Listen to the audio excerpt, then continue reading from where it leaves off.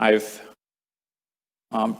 been doing a bunch of work to put on this meeting and thought that it was critical that we take the opportunity to hear from some of the companies that provide voting software and equipment.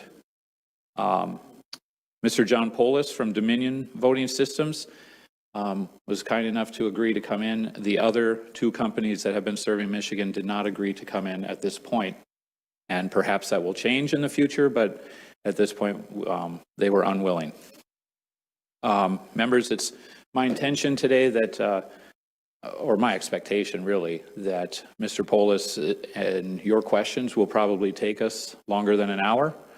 And so at 1 hour or approximately there, we'll take a 15-minute break for everybody to stretch their legs and catch their breath and regroup after that. And if it ends up taking a little longer, then that will build in another break so that everybody can take those necessary times to clear your head. So at this point, I think we're ready to hear from Mr. Polis. John, can you hear me? I can. Can you hear me? Yes, we can. And with you, you have Mr. Brower, who I assume is your attorney? Our company's attorney, yes, that's correct. Very good. Good morning, Mr. Chairman. Hey, good morning, Mr. Brower. Thank you. John, at this time, would you raise your right hand? Do you swear to tell the truth or affirm to tell the truth, the whole truth, and nothing but the truth, so help you God? I do. Thank you very much. Mr. Polis, please go ahead with your opening statement. Thank you very much. Good afternoon, Chair McBroom and distinguished members of the committee. I appreciate the chance to be here today. My name is John Poulos, and I am the Chief Executive Officer of Dominion Voting Systems. Dominion is a U.S. company headquartered in Denver, Colorado. I founded my company in Canada more than 18 years ago. By 2010, our business had grown in the United States, and we moved our headquarters to Denver, Colorado, and voluntarily worked with the Committee on Foreign Investment in the United States to ensure they knew who I was. By 2018, the majority of our business, our customers, and employees were in the United States, and I sold the company to U.S. investors. This has all been publicly disclosed to Congress in sworn affidavits. Dominion proudly provides voting systems and services to jurisdictions across 28 states and Puerto Rico. I agree with the importance of the issues being raised today by the chair and ranking member regarding election integrity. At Dominion, we take great pride in the limited role we play in elections, and we want to assure voters that they can have confidence in the accuracy and reliability of their voting systems. We go to work every day cognizant of this important responsibility. Unfortunately, Dominion has recently been thrust into the national spotlight as part of a dangerous and reckless disinformation campaign aimed at sowing doubt and confusion over the 2020 presidential election. A lot of things have been said about Dominion systems, and I'm going to address as many of them as I can, as well as answer your specific questions. But the most important thing to understand about Dominion is this: we do not run elections. Our role is limited to providing local election offices with the machines they need to run elections. After election officials have determined who is eligible to vote, we provide the machinery for voters to mark their ballot and for election officials to accurately tally those ballots. Election officials report those tallies publicly and store the original paper ballots securely. Those ballots are preserved so that election officials can double check from the tallies in our machines at any time. Again, all the tabulator does is count the votes from the paper ballots that have been created and securely cast by the voters. The number reported by the machine can always be compared to a hand count of those original paper ballots. People can speculate about votes being switched or secret algorithms or glitches, but if any of that were true, the paper ballots wouldn't match the machine count. We are very serious about providing our customers, state and local governments, machines that accurately count ballots, and at the end of the day, the counts from our machines match the physical ballots that are stored. Those people making baseless claims surely know that they are lies, but many honest Americans see them proliferated on social media and they believe them. These lies have consequences. Death threats have been leveled against state and local officials, my company's employees, and even against my family. The largest threat, however, has been on the assault on the confidence in America's democratic process. It is critical to set the record straight today on several of the most persistent lies. First, there were no switched or deleted votes involving Dominion machines. All 2020 election audits and recounts conducted thus far of Dominion technology have validated the accuracy and reliability of the results. There are no algorithm that enabled fractional voting. The Election Assistance Commission, a bipartisan federal agency, provides for the accreditation of independent, non-federal laboratories that are evaluated and recommended by the National Institute of Standards and Technology to test and qualify voting systems pursuant to HAVA Section 231, subsection B1. Among other things, these test labs perform complete source code reviews on every federally certified tabulation system. States replicate this process for their own certifications. Numerous election security experts from both sides of the aisle, including the U.S. Department of Homeland Security, the U.S. Election Assistance Commission, and secretaries of state from across the country and from both parties, have affirmed that there are no evidence and voting machines were not corrupted to alter this election. Specifically, the U.S. Cybersecurity and Infrastructure Security Agency stated, quote, "There is no evidence that any voting system deleted or lost votes, changed votes, or was in any way compromised." Our company works with all U.S. political parties, and our customer base and government outreach practices support this nonpartisan approach. In fact, we submit extensive company disclosures to federal and state authorities as terms of product testing, system certification, and ownership information. Dominion is a private American company that provides voting systems in 28 states, regardless on whether they are blue or red states. Dominion voting systems did not now, nor has it ever, used SolarWinds Orion platform, which was the subject of the DHS emergency directive dated December 13, 2020. Dominion is not and has never been a front for communists. It has no ties to Hugo Chavez, the late dictator of Venezuela. We have never been involved in Venezuelan elections. Its machines have never been used in Venezuela. The company also does not have any ties to China whatsoever, including no ties, including investment or source code transfer. There are no ownership ties to any political parties, nor to foreign governments. Dominion has no ties to the Pelosi family, Feinstein family, Clinton family, or George Soros. Additionally, Dominion does not have any servers in Germany or Spain. No votes are sent overseas. Let me be clear, ballots aren't sent anywhere, not overseas, not over state lines, and not even over county lines. All votes are counted by local, bipartisan U.S. election officials in the United States. The U.S. Army has debunked claims of secret military raids overseas. Additionally, voting systems are, by design, meant to be used as closed systems that are not networked, meaning they are not connected to the internet. It is technologically impossible to see votes being counted in real time or to flip them. The comments about our company being started in Venezuela with Cuban money with the intent to steal elections are beyond bizarre and are complete lies. My company started in my basement, which happened to be in Toronto. And our only intention was to help blind people vote on paper ballots. Our very first public demonstration was in 2003 for a city on the other side of the Ambassador Bridge, and my partner and I made a weekend of it and watched the Lion game. Both turned into disappointing losses. No Cuba, no China, no Venezuela. Dominion does not have any ties to Smartmatic. Dominion and Smartmatic are two separate companies. We do not use or license Smartmatic software. The extent of our relationship is this. In 2009, Smartmatic licensed the use of a Dominion voting machine for use in the Philippines. That agreement is long over, and they no longer have the ability to use any of our intellectual property, and we certainly do not use any of their intellectual property or source code.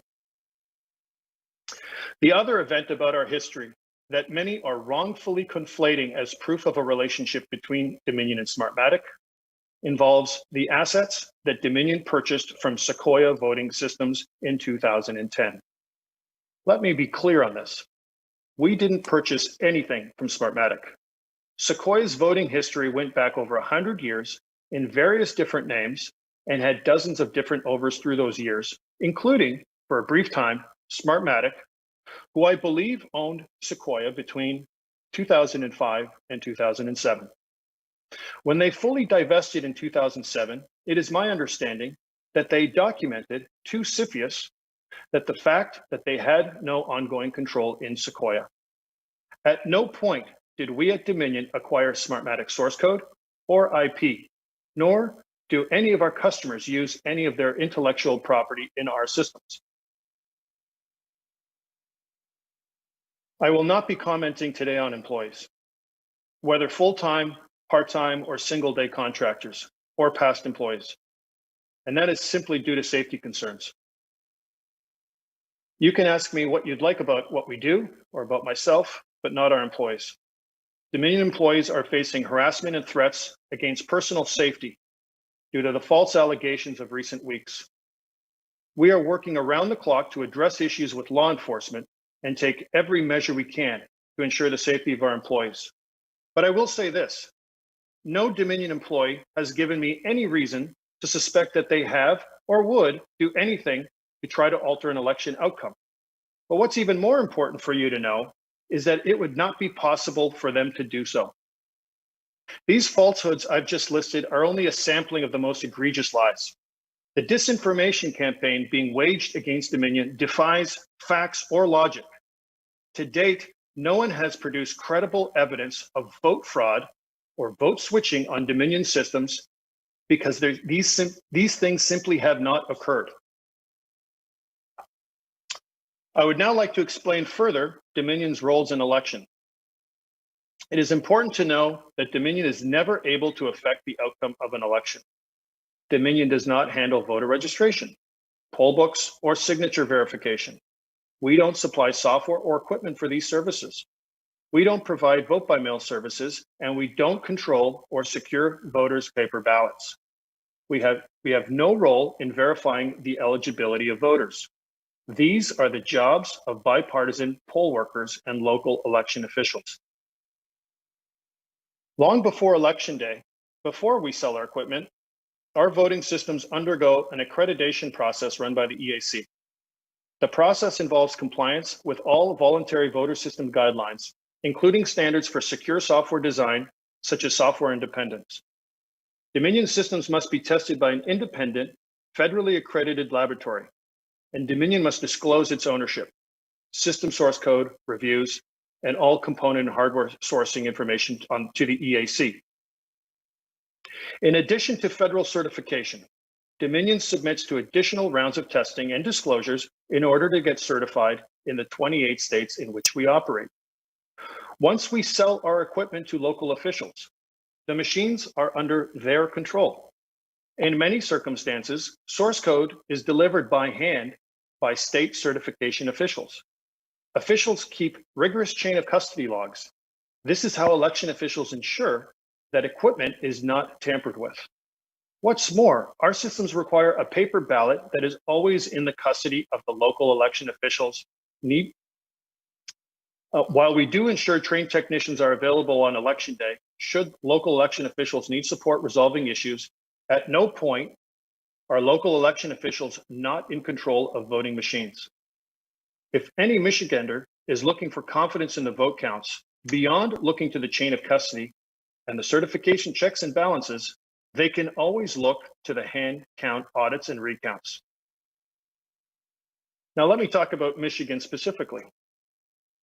Michigan law requires voting systems to be approved by the Michigan Board of State Canvassers and certified by an independent testing authority. Tabulation systems, including Dominion's, must pass a rigorous testing and certification process to meet the state's robust standards before they can be used. Ahead of the election, local officials conduct logic and accuracy testing with bipartisan observers present, ensuring tabulation equipment and the specific election data files perform properly and accurately. The precinct voting process administered by local election officials varies from state to state and can vary from county to county. I would like to provide a general outline of how the process works. After testing and sealing vote tabulators, vote units are delivered to the polling location. Election morning, bipartisan poll officials perform the following tasks. They unlock and unseal the ballot box that sits beneath the tabulator to verify there are no paper ballots in the ballot box. Poll officials then seal that ballot box. Poll officials verify the physical seals on the tabulators and the BMDs against the list provided by the jurisdiction's election administrators. Tabulators and BMDs are then powered on. Using an encrypted security key and password, the poll officials electronically open the polls. A zero-proof report is printed, often with multiple copies, for posting at the location and to hand out for bipartisan poll watchers. This confirms that no ballots have been cast on the units. Throughout the day after voting begins, voters check in with poll officials in order to verify their registration on an electronic or paper poll book. This process does not involve any Dominion system. Voters make their choices on their ballot, either through hand marking or via an electronic BMD device, which simply generates a voter-made paper ballot. Voters then review their paper ballots and carefully look at their choices and insert those paper ballots into the tabulator, which sits atop the physically secured and sealed ballot box. At the close of voting, poll officials perform the following task. Using an encrypted security key and password, poll officials electronically close the polls. A results tape is printed with multiple copies for posting at the polling location and to hand out to poll watchers. This confirms the turnout and the vote totals for all of the ballots that have been inserted into the tabulators by voters. For the BMD, there are no results, since it's simply a mechanism for voters, including voters with disabilities, to make ballot choices and create a paper ballot. For the few jurisdictions, less than 1% of our customer base, an external cellular modem is required. In our case, we specifically designed the modem to be external to allow all poll watchers to easily and readily know whether it is connected. In the counties where it is required, the modem is connected to the tabulator after the polls are closed, after the seals are removed, to transmit unofficial summary results to the jurisdiction's central location. Upon completion of that transmission, the external modem is removed. The ballot box is then unsealed and unlocked, and the paper ballots are removed from the ballot box and manually accounted for by poll officials, including reconciliation with the poll book voter numbers. The seal is removed from the door containing the tabulator's removable memory device. The removable memory device, together with a copy of the results tape and the paper ballots, are sealed in a transport container. That transport container is transported securely by poll officials, sometimes accompanied by sheriffs, to the jurisdiction's central location. As a reminder, none of these actions are performed by Dominion employees. Election administrators at the jurisdiction's central location will accumulate the electronic results, regardless of whether they have been unofficially transmitted through modem or not, from the tabulator's removable memory devices. Accumulation occurs on a closed network computer system. Election night unofficial reports will be generated by the election officials, and canvass process begins to reconcile all election data, and in particular ballot counts and the voter registration poll book numbers, indicating how many voters were processed and how many ballots were counted. After canvass, the jurisdiction certifies the election to the state. Again, throughout this period, the actual paper ballots created by voters are locked and stored under the complete control of local election officials and are available at any time to check against machine tallies.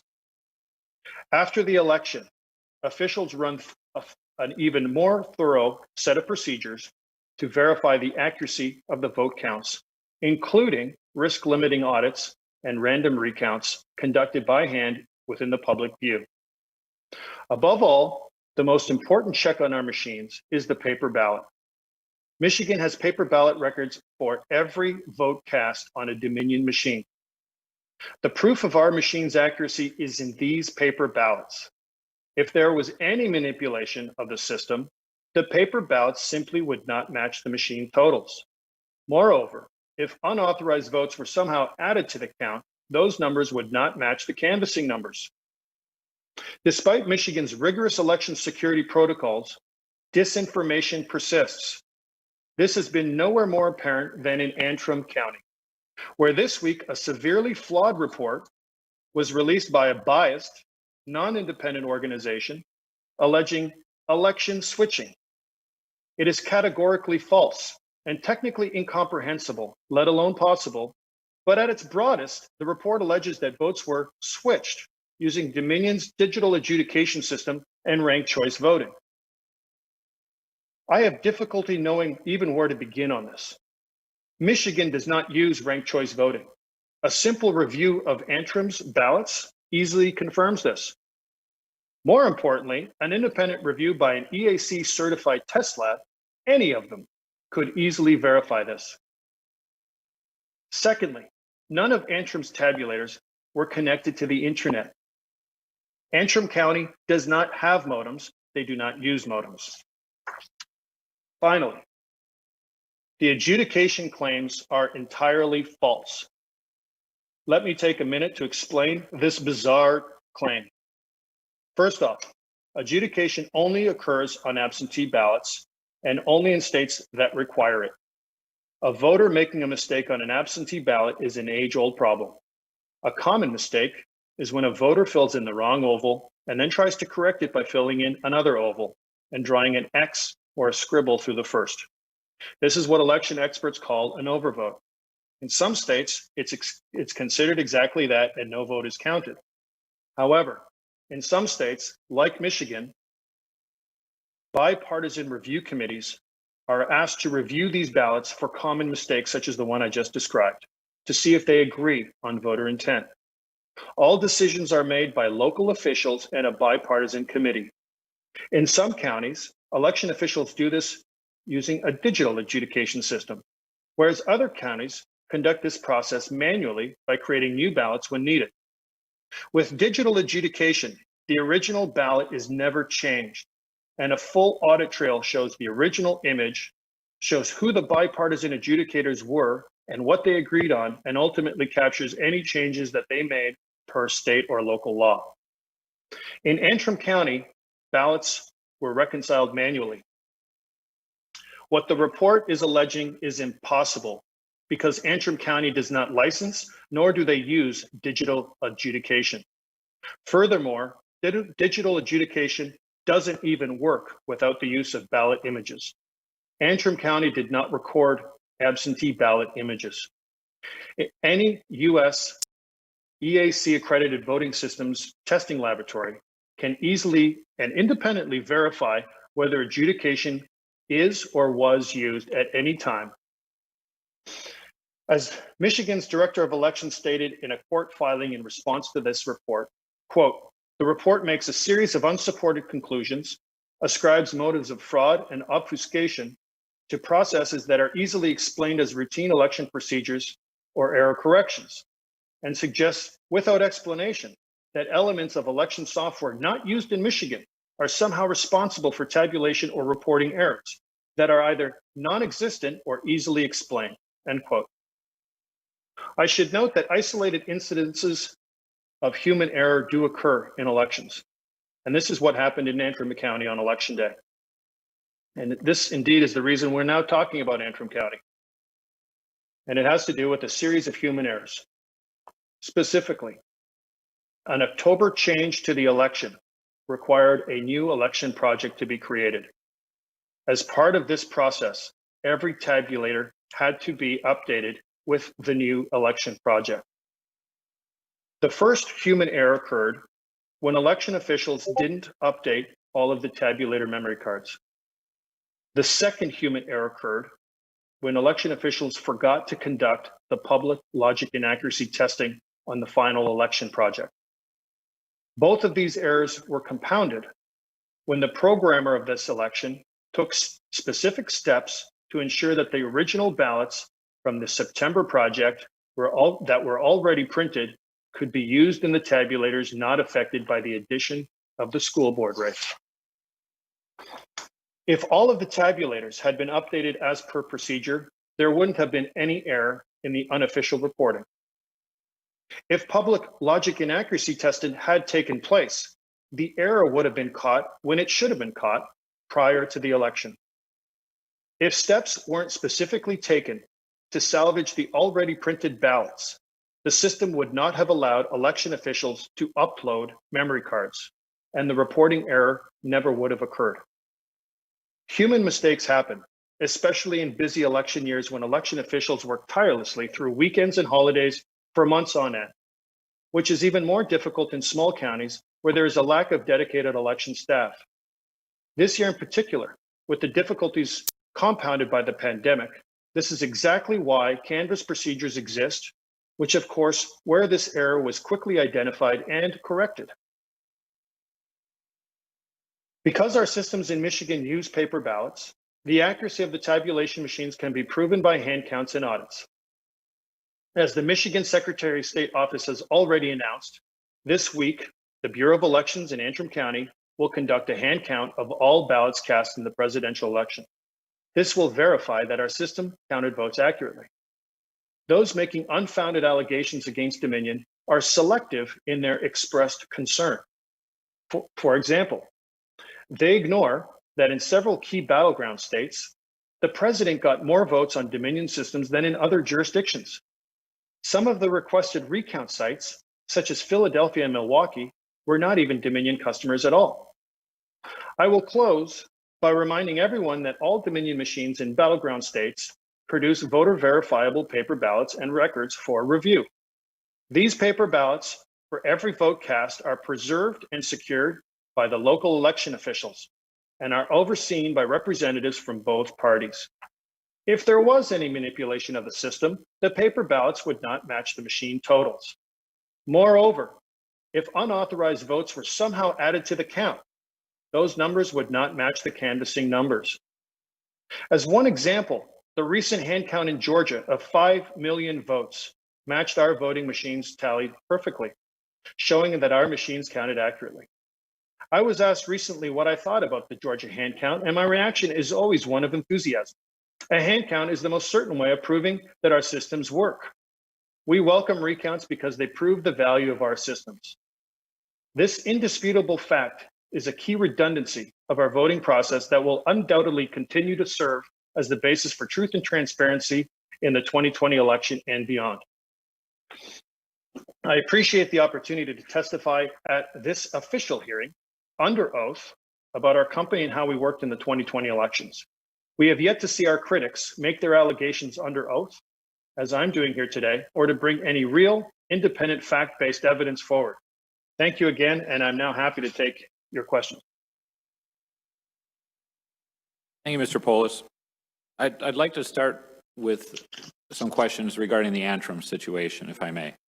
And I'd like to have a better understanding of how exactly the error occurred. And so, and what I want to specifically drive at is your statement about how if the logic and, is it error, logic and error test?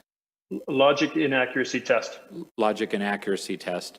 If that had been run, that this would have been caught. And so is it correct to state that the error that occurred in the unofficial results didn't occur at the tabulators, but occurred when the information was taken to the centralized location and uploaded off of the memory cards that were in the tabulators? Is that correct? Thank you, Chair McBroom. So the first thing that I will say is my information is Dominion did not support Antrim County. We did not program their election. We don't have a copy of their database. We don't have any copies of what happened there. But what I do know, I will walk through. So from my understanding, the county originally signed off, finalized, and tested their programming. And I believe that they did a public logic and accuracy test, but I believe they did it in September after the original programming. Once that was completed, my best guess at this time is that they sent their ballots off to be printed. At some point in October, they were required to add a contest on ballots that I believe affected 3 of their 18 tabulators. I believe it was a school board contest.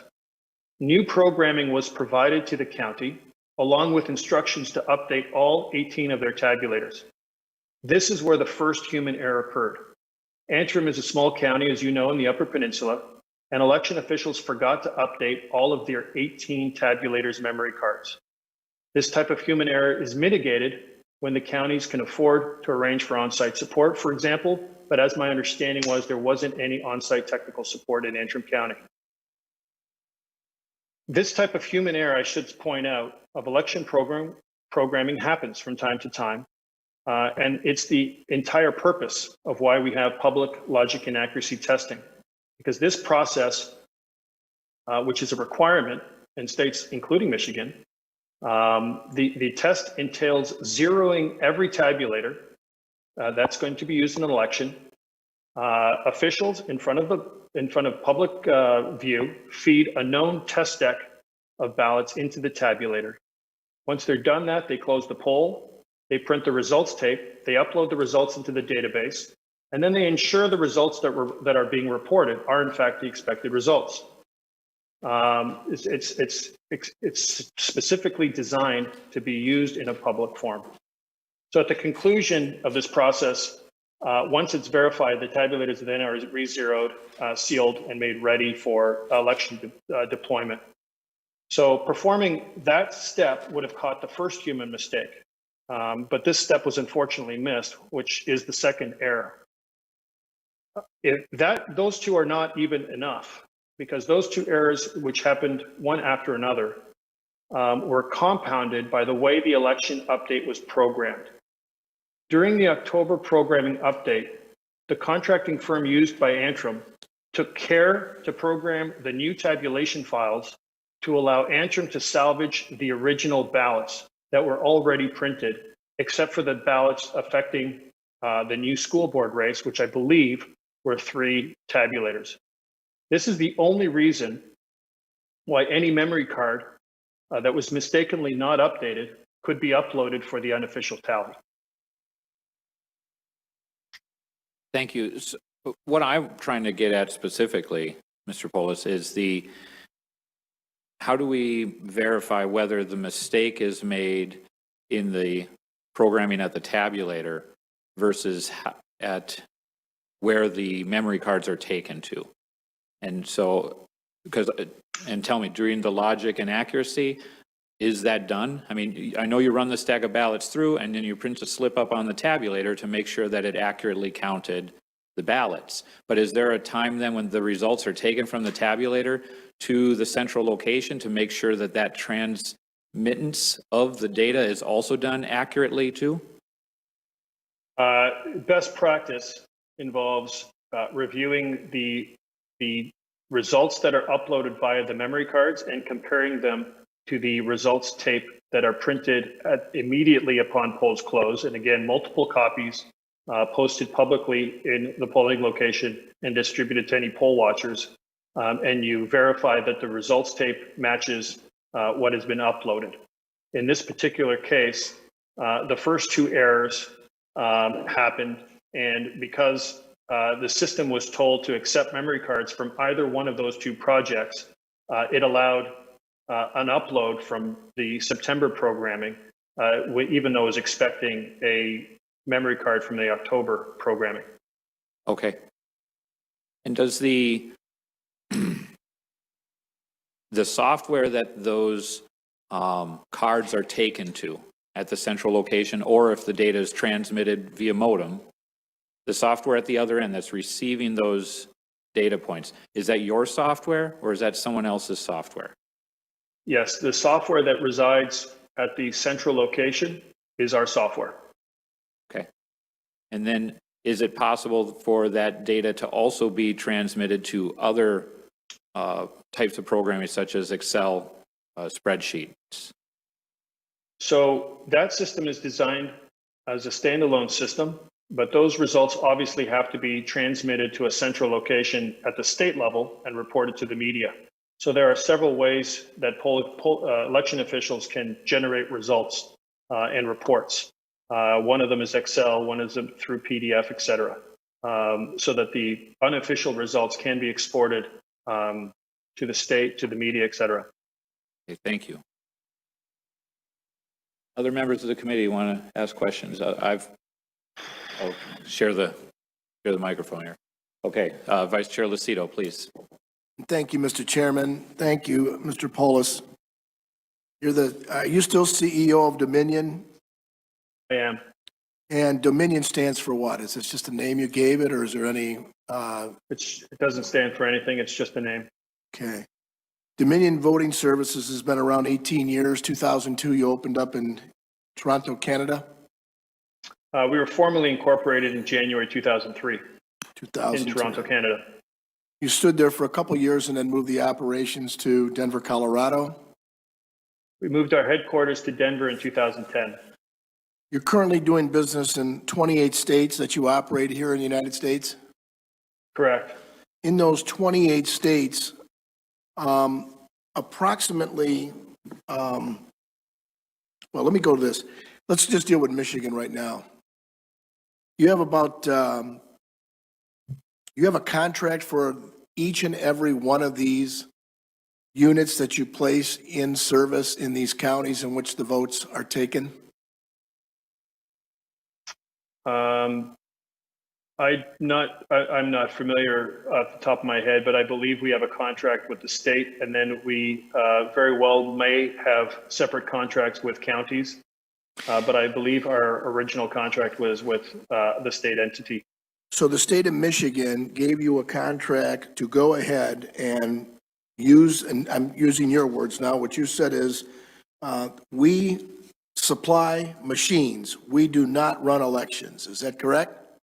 That's correct. Those were your words, and the tabulator does the count for the votes. Is that correct? That's correct. And that can be checked by counting, hand counting the paper ballots. Is that correct? That's correct. So the software that you claim and the supplying of the machines, and this is very technical, and I need to get this so that we can clear up any ambiguity. Did you train individuals on what they're supposed to do when you put these machines or the software in service?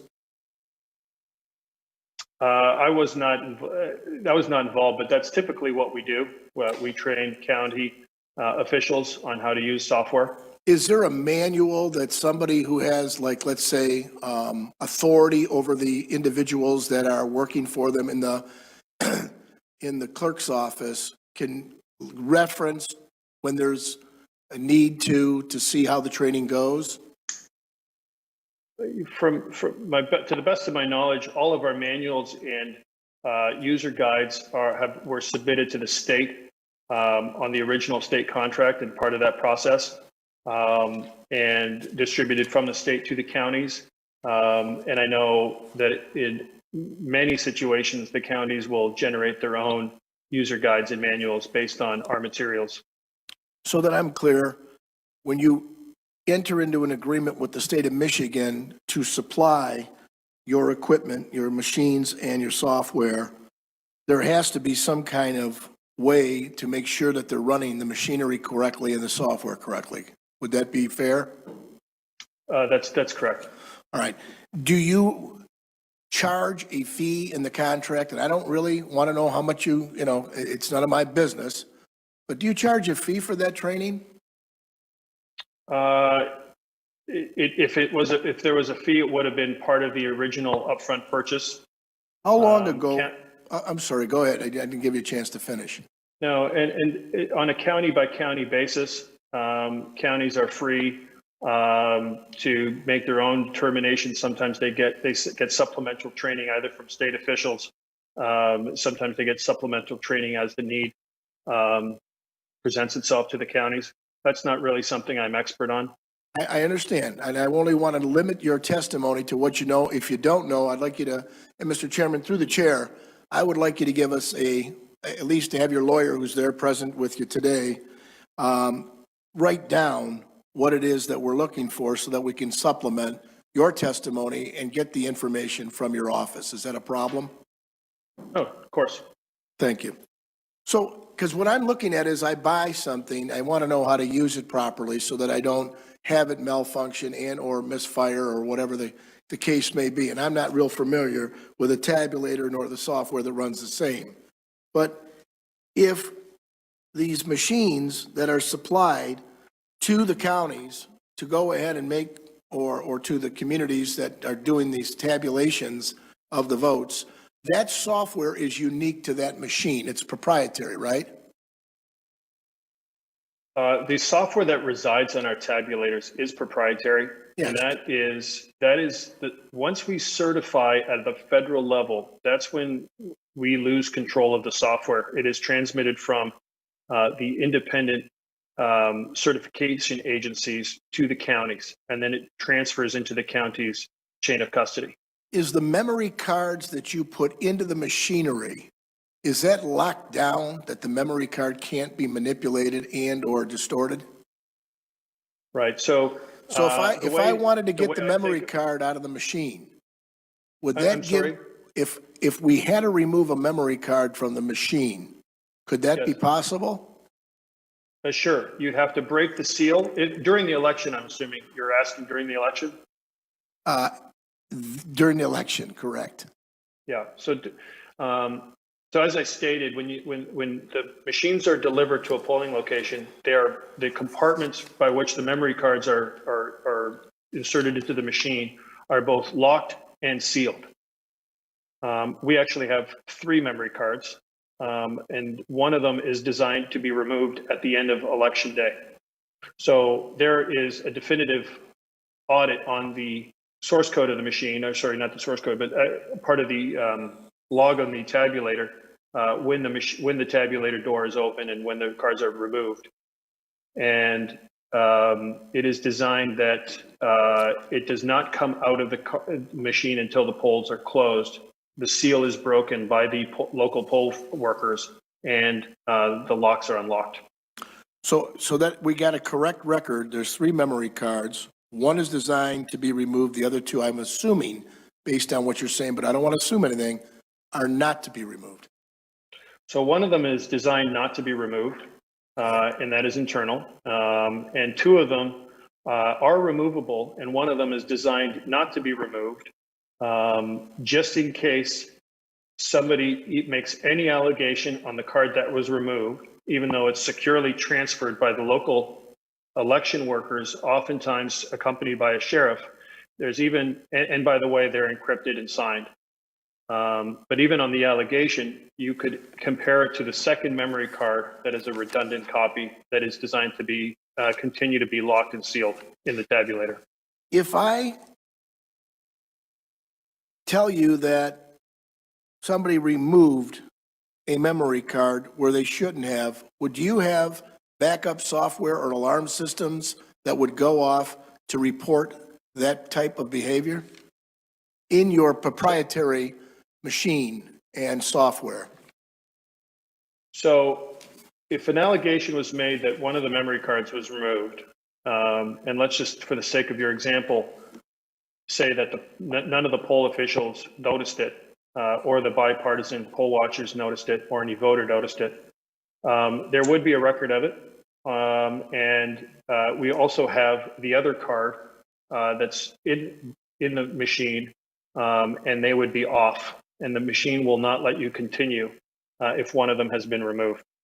Do you have any validation or way to validate whether a memory card was removed from these machines? Have you started your validation? I know that there was 3. I was reading some stuff, and it says that you do something before the election process, either your company or the clerk, during the election process, there's something done regarding, and then after the election process. Have you guys started, your company started to do an after-election audit as to what happened and look into what these allegations, because you so eloquently gave your testimony, and I appreciate that, trying to clear up any inconsistencies or ambiguity. Tell me, have you started now at this point, and have you completed your after the election process? Right. So I will point back to what I mentioned in my opening statement. We do not run elections. We are not accountable for running elections. And as such, we do not run the test before the election, or we do not run the test after election. So every state has its own local rules. And quite often, there will be a public logic and accuracy test done before the election. Many jurisdictions will repeat that test after canvass is completed, and they will do a logic and accuracy test post-election. And then some jurisdictions take it a step further and do exactly what you are talking about, but they don't contract with us to do it. The whole idea is that we shouldn't be the ones doing it.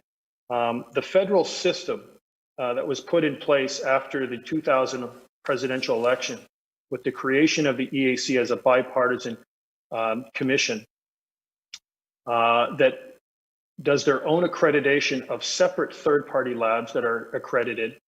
The whole purpose of that is that no voter or stakeholder has to blindly trust any technology provider. So the test that you are asking is part of the local officials process and best done by an EAC accredited lab.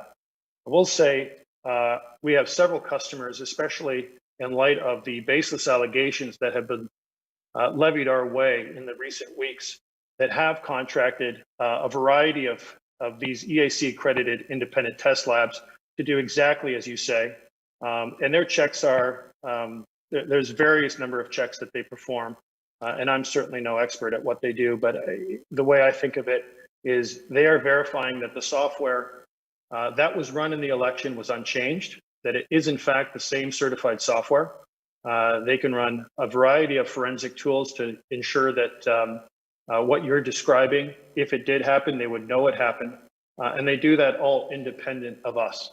How do I know as a voter, Mr. Polis, that I didn't have any irregularity of the software being manipulated? How can I be sure of that? Right, it's a great question. So the fact that somebody has made an allegation is cause enough, in my opinion, to do a hand count audit and recount. And that has been requested in a number of our jurisdictions. And at the end of the day, you have to remember that the ballot box was secure and empty at the beginning of the day. And at the end of the day, there was a number of ballots that each voter deposited into that sealed and locked ballot box. Those voters and their eligibility were verified by the local poll workers under the watch of the local poll workers and bipartisan poll watchers. And those ballots haven't gone anywhere. They've been under secure control of the poll workers. So even the allegation in an environment of like we're seeing right now, which is unprecedented, it's, in my opinion, it's exactly why the Michigan Secretary of State's office is working with Antrim County to perform that hand count. Did you provide any training films? And I know that you said training manuals, booklets, I think you call them. Any training films that would physically give a video to or a link to a training film so that the individuals would learn properly how to utilize your machine and your software? Sir, we provide a variety of training tools. I'm the original contract in the state of Michigan, I believe was in 2017. We regularly rely on a host of different training techniques and design it in collaboration with the end customer, be it the county or state. So that would have been with Secretary of State Jocelyn Benson. That would have been the one you would have contracted with? She was the I'll have to- Secretary of State in I'll have to get back. 2017. I don't recall who we I think it's specifically contracted with. 2017, is that what she? No, sorry to interrupt you, Mr. Vice Chair, but Jocelyn Benson's term began in 19. 19? Yes. Okay, 2019, the chair cleared it up. Could you tell me about the process, though, because you're still acting as a CEO, even though you just indicated, I think in your testimony, the majority of the company was sold?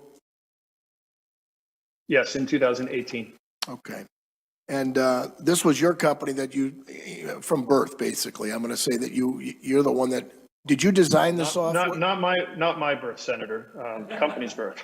Oh, could you tell me, did you design the software that went for this? Do you have, I mean, was it you or was it somebody else that designed the software, how to manipulate meaning the vote count and tally to make sure that there was consistency and to make sure that there was credibility? Well, let me just be clear. We don't manipulate anything. All our software does is takes it. If you look at a tabulator from your home county, actually, I'm not sure if you're using Dominion in Antrim County, let's say. Our tabulator software looks at the paper ballot, and we integrate the number of black pixels in the oval corresponding to a candidate's name. And that is designed in a way that the machine is interpreting voter intent the same way that a human being would. And so it's designed to be very objective. There's no manipulation of any kind. And yes, I do have knowledge of the source code that developed that. The warranty, and I use the word warranty, I don't know another word, maybe you can help me, about post-elections to ensure the security and the trust of the election. Is there some kind of warranty that goes with that for the state when they purchase this unit and software? That it's going to act in a manner consistent with your statements as well as how you have the intended use of the unit? We'll have to get back to you upon looking at the state contract. If somebody didn't properly download software, would that change a result? And I'm going to every single item I can think of to see how these allegations, how these affidavits that we've taken from so many people across the state, I want to validate what they saw, what they looked at, what they heard, as opposed to what really happened. So if you weren't there, and I think there was representatives of Dominion at like the TCF Center, was there not? Is that standard and a customary in the industry of your machinery being placed into service to have people from Dominion there the night of the election? So, Senator, you mentioned a few things. First of all, in terms of the affidavits and any pertaining to the accuracy of the tabulation, I am not aware of any that have been found to be credible, certainly none that I've seen, and I don't know of any judge that have found any of those allegations credible. With specific regards to whether or not it's normal to have on-site technical support from the tabulation companies, it depends. It's at the sole discretion of the county. And in the case of the TCF Center, we did have on-site technical support there. They are not part of running the election, and they are expressly there to answer any questions from the election officials whose job it is to run the election. Was there a separate contract that was with consideration that was utilized as a result of coming to that election at TCF here in the state of Michigan? I'm not aware of it off the top of my head. That's something we can get back to you on. Is it, like I said, not normal, is it customary? Let's use that word, not normal. Was there any other counties in the state other than Wayne that had assistance through Dominion being there? Meaning, do you recall, based on Michigan has been spotlighted and shown throughout the country, do you recall of any other county of the 83 counties in the state? I don't know. I don't think so. Okay. So the only one that you do recall is that there was support staff there from Dominion, correct? In Wayne County, correct. And the only, I think so. As I said, I don't know, Senator, but that sounds right. do you recall how many people that came from Dominion to assist in answering questions from election officials in Wayne County? No, I don't. Do you know what, I mean, is this customarily done? Have you seen this in your 18 years, I think, where Yes. people go, they do, right? Yes. Okay. Did you have any in Wisconsin or Pennsylvania, Georgia or Texas? Sorry, one at a time. Georgia, yes. Pennsylvania, yes. Wisconsin, I don't know. Texas, I don't know. What was it? Did you mention another one? Michigan, but you gave us an answer. Oh, right. Okay. And right now, is there a written report that was received from the individuals that were at the TCF Center on behalf of Dominion and working on behest of Wayne County? No, not that I'm aware of. Did they report back to anybody in the company to give information as to what these allegations were and what Yeah, I don't know. So in conclusion, somewhat, how do you validate what has been tabulated if there's no system in place that you can run, or if there's no software that validates it other than hand count? Is there any other way to avoid a hand count from the software and the hardware that you put in service to validate this is the vote? This is true, accurate representation of the vote. Well, first off, there is a very well-documented system, and it starts at the EAC level long before any system is sold, with third-party testing and accreditation. In this testing center, these independent labs that are trained on election process, they go through every single line of source code, line by line. They test every facet of every feature of the machine under a lot of different permutations and combinations of elections. In addition to that, before that system it can be sold, for example, in the state of Michigan, it gets certified after the federal certification once again by the state authorities in Michigan. So to say that there's not a there's a very well-documented system that is extremely accurate. I appreciate the accuracy. Wait a minute. I guess I'm asking something else. Even though they have, like they do like automobiles, they go through a check test. Like they check everything, check the boxes. But if we want like access control, only authorized individuals are running the machine. And I understand what you said. We don't run elections. Encrypted end to end so that no one can manipulate the data. And endpoints that hold the data, that those endpoints weren't breached. Could you be specific on what systems do you have on your software that can ensure that access control, encryption end to end, and endpoints that hold the data were not breached?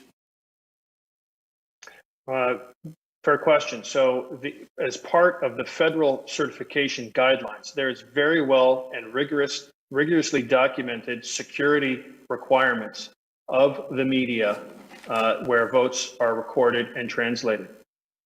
I think to your question in terms of a check after a car rolls off the assembly line. So our source code remains unchanged, and that is exactly what post-election activities should verify after every election. They check that the hash code is exactly the same as the certification hash code, and that gives the local officials the knowledge that the source code was exactly the source code that was certified and tested. The check of the actual election, because the programming, and this is not in the source code of the system, but this is now how you program an election because the candidates change, the contests change from election to election. This is what's done at every election. This is what the logic inaccuracy testing done in a public forum allows you to verify that it's correct and complete. The ranked choice voting, is it the clerk that flips it or Dominion when they do the ranked choice voting? There's no flipping of any votes at any time on any system. Ranked choice voting is something completely different that was not used in Michigan. Okay. Then the last one then is the post-election activity should be verified. That was your statement. What post-election activity should be verified in our state? My personal recommendation, Yes, sir. and which I've seen work in other states, is an authorized independent test authority accredited by the EAC should be doing exactly what you are looking for and verifying that the system was exactly used in a certified manner. Did you make that recommendation to anyone here in the state at this time? The state is the one that came up with it in the first place years ago. And I think that they've used it. I'd have to double check on the first time it was used, but it's not. This is a common practice. Okay. Thank you, Mr. Chairman. I'll probably have some follow-up after I know that the other senators have questions. Yeah, thank you, Vice Chair Lucido. And I just want to have a quick follow-up to one of the Vice Chair's questions, and then we'll take a little break, if that's all right with you, Mr. Polis. Of course. The Vice Chair was just mentioning the ranked voting, and you ranked choice voting. Ranked choice voting, and you've mentioned a couple of times in your opening and now that that's not an option that Antrim County had, but it is part of your programming, right? It is something that the software itself offers as an option that's used in some place. Ranked choice voting is a requirement in some jurisdictions. It was not used anywhere in Michigan. And this is something that an independent test authority can easily verify, as can any election official. You need look no further than just the paper ballots, but there is a whole audit that an independent test authority can use to look and answer that definitively. Is it possible for that option to be simply turned on accidentally, even or intentionally, but even accidentally? No. Is it possible that Antrim could turn that on? No, the answer is no. And even if they could do that, which they can't, it would not go undetected. And as I said, an independent test authority accredited by the EAC could easily determine that for you. Could you, and I don't want to do a lot of these all day where we get into the real technical weeds, but on this one, could Sure. you share with us why you believe that's impossible? What are the technical specifications that make that impossible for it to accidentally be turned on? Well, you don't need to look any further than the actual paper ballot. So if you knew what a ranked choice voting ballot looked like, you could see that there's different columns for each candidate where voters can select their first preference and then their second and third and so on. As I said, it's not certified for use in Michigan. It's not allowed for use in Michigan. It's not something that election officials can just turn on. And even if they could, it's easily detectable. Okay. At this point then, members, I'd like us to take a 10-minute recess and we'll come back. Mr. Polis, thank you. You have 10 minutes. Great, thank you.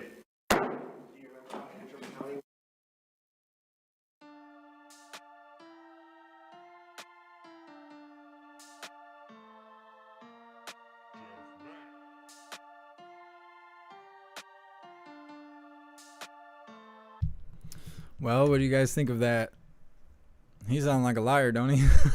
That's just my opinion. I'm not telling you what to think or what to believe or whatever. He was basically reading a script. It was really obvious. I just wonder if he's so truthful and honest and, he has everything figured out and there's all the safety protocol. Why did he wait so long to make an appearance? Every single gathering, let's say that, because I don't want to say so much that I get banned. Every gathering we've watched that have to do with, has to do with this subject and this topic, and from both sides, every single one has said, well, we summoned Dominion here, but they won't show up. They won't come here. That doesn't sound like an honest person. And if he's got all of his stuff together, if he's got all his ducks in a row, why wait so long? Why not make an appearance at the other 5 or 6 gatherings? I know people think, oh, there's 60 of them, there's 50 of them. No, there's actually not. There is that many altogether scheduled. But as far as like by officials, by like elected officials, there's only been like 5 or 6. There hasn't been, people for a long time were coming in here like, oh, 1 in 40 or whatever they were saying. Yeah, that's not actually how it is. But yeah, out of the 6, I wish I knew, but I know it's under 10. Out of those gatherings, why didn't he show up? I'm also wondering what his attorney was doing. While he was talking, you could see his attorney reading, scrolling, making faces. And at first I thought maybe he was reading the script that the CEO was reading, that he was reading off out loud. But I'm sure his attorney would have already gone over it. I have plenty of experience working with attorneys and being in court for all the wrong reasons. So I know that everything I've ever said in a courtroom, my attorney verified it before I even entered the room. So I think it's very interesting that he was interacting with something that appeared to be live to gather information. I also wonder what all they're expecting, because some of those questions you could hear him go, speaking with his chest, right? He was sitting there speaking with his chest out, but then they were asking specific questions, and he all of a sudden he turned into Zuckerberg, when we were watching the Senate grill him. It was, I have to get back to you. I'll have to look into it and get back to you. That's what he was saying, and then that's how this guy really sounds. It's really interesting that there's people who still believe that it's really just a wash. It's all just one-sided heavily. We have literally hundreds of hours of people proving this, just proving it. Witnesses, whistleblowers, documents, pictures, video. Remember when the video came out? The video had only been available like 6 hours. They're like, oh, well, yesterday they debunked it. How did you debunk a video yesterday that wasn't even out yesterday? Just like when we watched Nevada yesterday. We watched Nevada vote red. They signed it. You watched them sign the papers live. You watched them announce that they went red live. But if you Google Nevada's, I can't think. Their vote they did yesterday, I don't want to misphrase it. If you Google it, all the news sources say they went blue. How'd that happen? We watched it live. We seen it live. But there's 12, 13 news sources saying, nope, they went blue. Because the AP says, the Associated Press, associated with communism, it's messed up. It's messed up. It's real messed up. We're getting real deep. I try to be as unbiased as I can, but I'm pro-American. I'm hardcore pro-American. I'm an American, and I love my rights, and I love my Constitution. So yeah, you see me taking a dump on somebody who loves communism or somebody who wants to take our rights away. That doesn't make me necessarily biased. I'm just proving that I stand by what I say. So it's really interesting, and I can't even believe all these people that come in here and say that stuff. And I don't know if you guys have noticed, there is an age for this behavior. You don't see Antifa over 25, just like you don't really see Proud Boys under 25. You don't see pro-Trumpers or patriots that are really under 25. Somewhere along the way, something went wrong. And I think I said this the other day. I don't know if it was SpongeBob or where it happened. Somewhere we went wrong. We took a hard left somewhere, And I can't believe half the stuff I see. People literally fighting with all they got to tell you that communism is the answer to capitalism. And they believe it. They believe it. Read a book. You're on the internet. Go talk to somebody who lives in a communist country. if you can actually speak to them, because they don't have rights. Like, they don't understand. There is no fair day in court. You mess up, they'll just take you out because they don't owe you nothing. They own you. You see these idiots, people out here just loving Antifa and stuff. Oh man, we need communism. You wouldn't even be able to be Antifa if you lived in a communist country. Like, you should. Wow. Just wow. Unbelievable. And then we're watching all this happen, and it's like lies on lies and lies. I don't even know how I keep my sanity. I sit here and watch this all day. I read the chat. You see the hate in the chat, but there's hate in the chat that you can't see because it's flagged by GooTube. They censor it. And then people blame me for it. Oh, my comment was blocked. You don't like my freedom of speech. What do you mean? You called me the N-word. You don't have the freedom of speech to say that to me, you piece of shit. It's crazy. It is crazy. I mean, it's crazy. We're like getting down to it. So, I don't know. They always say that the truth prevails. The truth always comes out. Hopefully it doesn't come out too late, because nobody wants that. Nobody wants that. Like when we were watching the Proud Boys Saturday, wandering around DC doing what they do best, they came to a police line where there was about 12 officers. There was probably like 50 Proud Boys, maybe a little bit more. There was enough to where there could have been 3 or 4 Proud Boys on each one of those officers.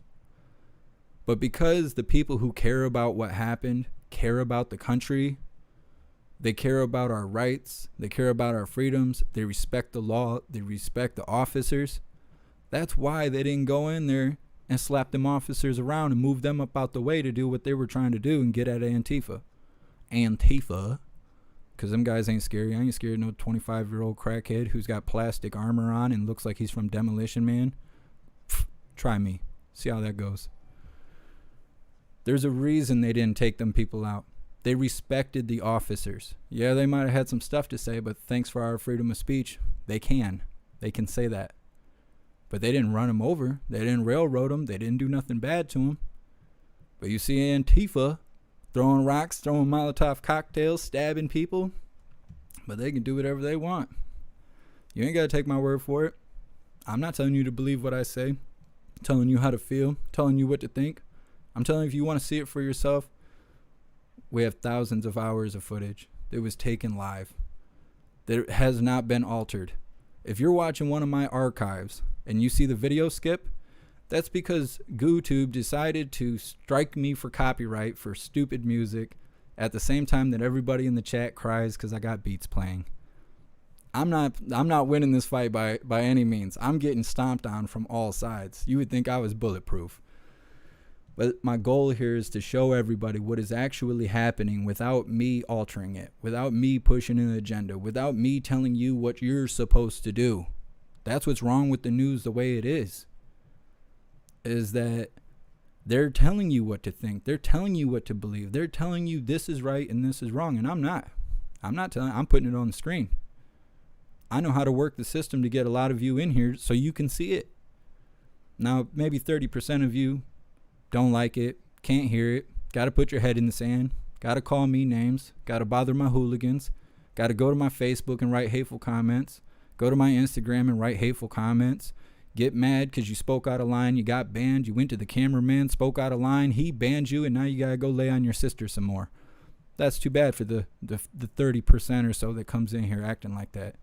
But the rest of you, I can tell that you genuinely care. You're here every day. You have good conversation.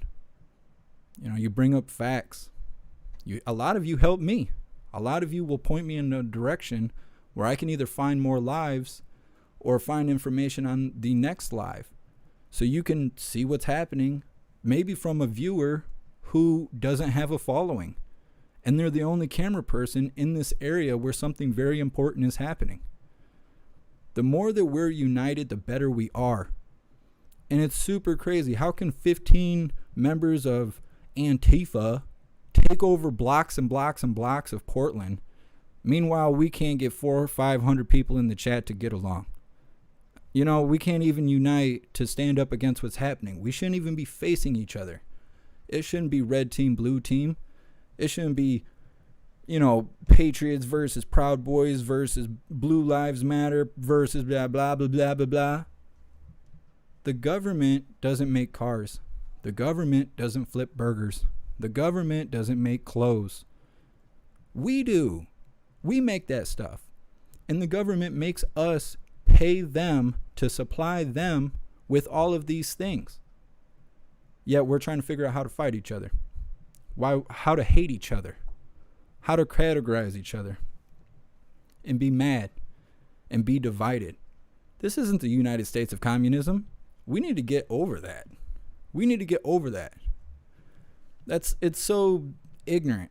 And I know life's about perspective.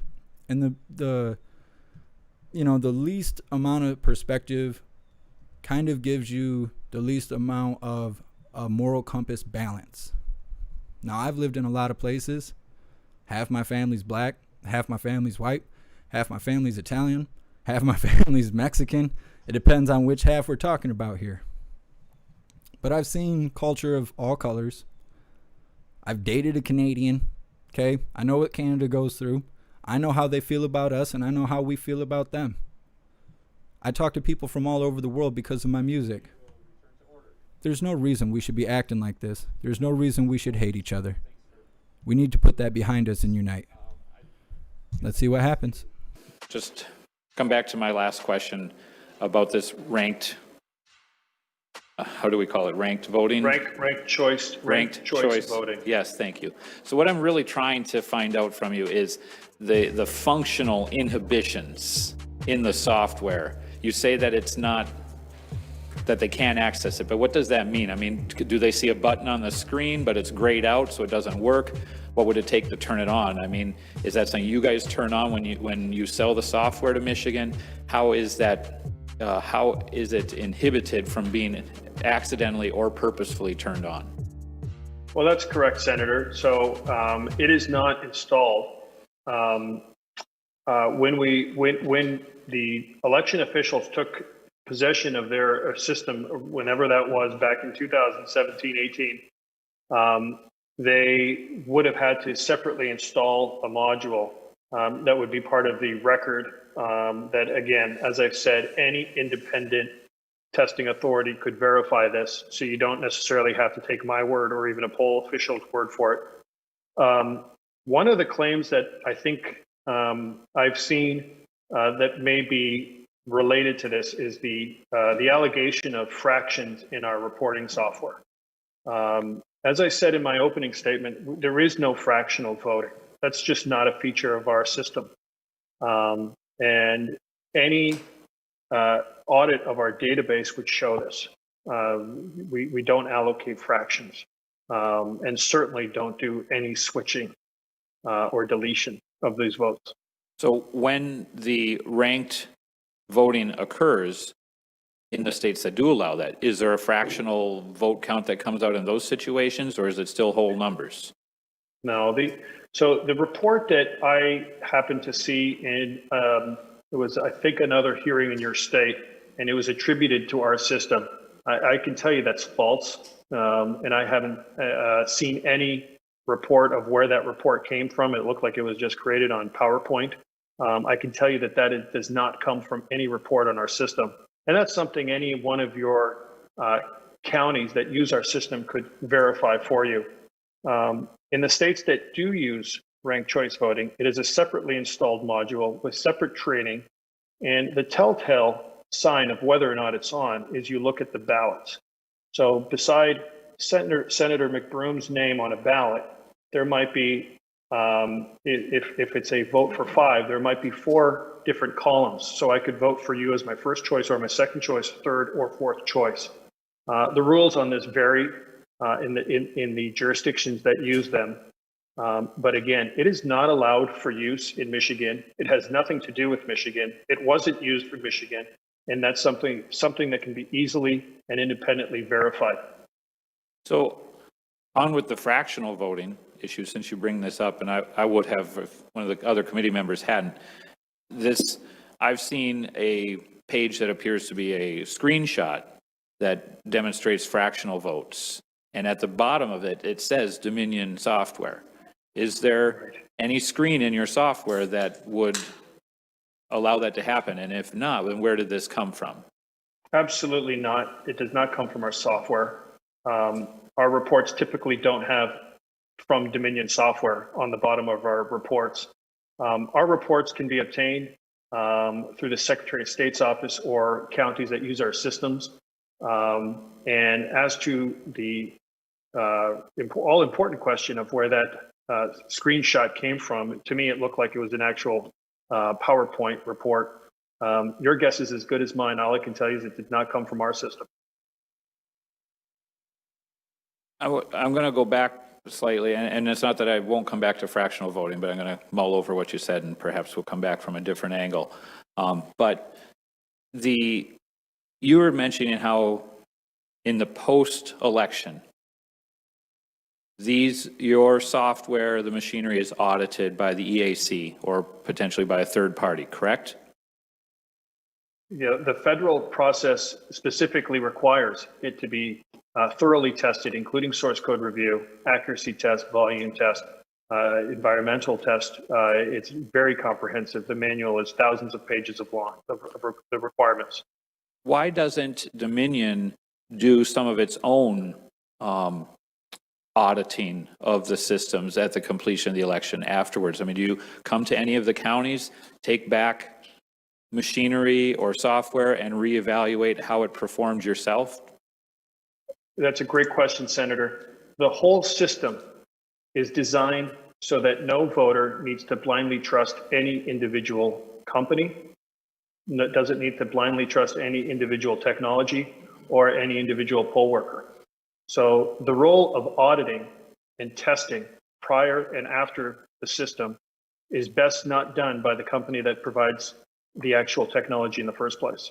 It is best done by the election officials whose accountability is to run the elections under their total control, and best done by independently accredited experts from a bipartisan federal committee that reviews everything from competence on the technical and the procedural side as it pertains to elections.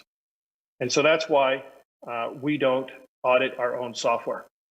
Now, to the question of do we test our software? Absolutely, we test our software very, very thoroughly, but that happens completely independent of any customer jurisdiction or the certification lab. This is generally something that we do very extensively prior to submission to the federal government for federal certification. How would your company know then if there were issues with the interface ability, with customer satisfaction in regards to the performance of the software? What do you do to receive feedback on how well the program works and how well it interfaces? Well, it's an iterative exercise through continued conversations, collaborative in nature with our customers that use our software and systems. And now turning my attention, and I'm sorry to kind of bounce around here a little bit on you. No, no worries. When we look at the Antrim report that's recently come out, there's specifically notes regarding the absence of logging within the steps of the adjudicated ballots. You went through for us what the adjudicated ballot is and what that entails, but where you mentioned there's both an automated and a non-automated system for adjudication. Which one is it that Antrim County had, and where are these logs that the report that came yesterday says are missing? There's no automated process for adjudication. The two different systems are one that is manual in nature, that requires local bipartisan adjudication committees to remake new paper ballots based on mistakes that they agree on that a voter who is voting absentee have made. And the second is the same process, but instead of remaking a paper ballot, they make their selection and their determination electronically that is attached to the original image. And so Antrim County used the manual process. They do not license the digital adjudication software. And we know for a fact that they could not have used it because they did not record absentee ballot images which is a prerequisite to use a digital adjudication. So in my township, and I'm part of a small township, and by the way, just for the record, because I'll get in trouble later if I don't correct you, Antrim County is downstate, not in the UP. Just, it's close to the UP, but it's downstate. Fair enough. As you might have surmised, Senator, I have not been to Antrim County. It's on my to-do list to visit Antrim County. It's a beautiful place. I hope you'll get the chance. Regardless, so in my precinct, I don't see any computers there at all. I mean, there's one tabulator.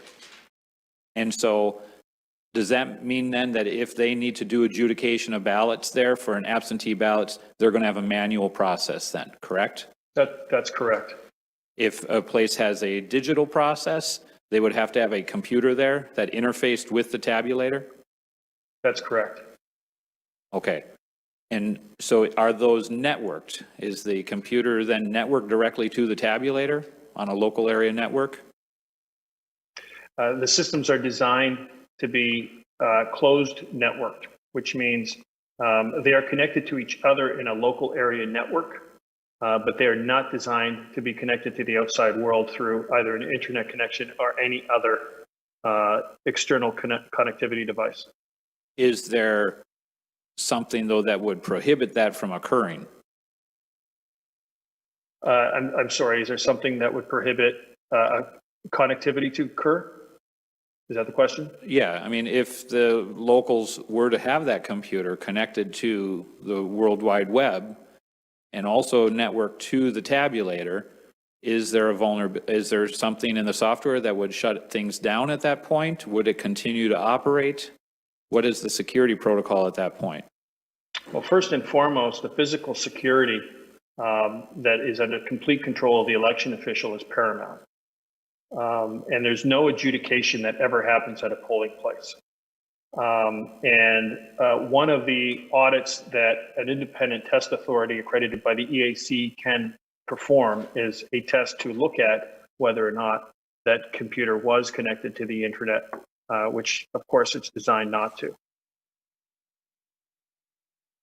I thought that you might have just said that adjudication doesn't take place at the polling place, but I'm not sure. Is that what you meant to say? Because Yes. I mean, isn't that where, if there's a ballot with an overvote, isn't that adjudication going to take place there at the polling place? Okay, fair enough. So I did say that. So let's take a couple steps back to make sure we're on the same page. Please. In a county like Antrim or your county, where they are using a manual adjudication process, adjudication does not happen at the polling location. Adjudication happens only as it pertains to absentee ballots that are received at whatever location that county may be processing the absentee ballots that come in. So the county runs their independent process in verifying the absentee ballots that come in, verifying voter eligibility per whatever rules they have, and then the ballots are then processed, usually, and to my knowledge, exclusively at a centralized location that is physically controlled by, in every respect, by the local election officials. So in a county such as Antrim, the adjudication would have been done by hand. Any paper ballots that needed to be adjudicated would have been done by taking a problem ballot, if there was agreement by the adjudication board, and taking a brand new blank ballot and making the marks that the panel agreed to. They would put the actual ballot somewhere else for keeping, and then the ballot that they made would be the one that would be scanned.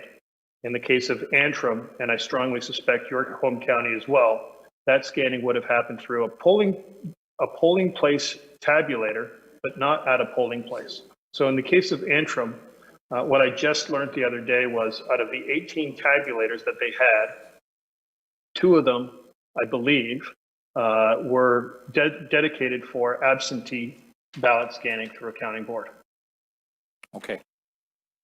So, and I will add, in this scenario, there is no connectivity of any kind We were mixing digital adjudication when you're doing digital adjudication, but in the scenario that we are talking about now, as it pertains to your county or Antrim County, there is no internet connectivity at all.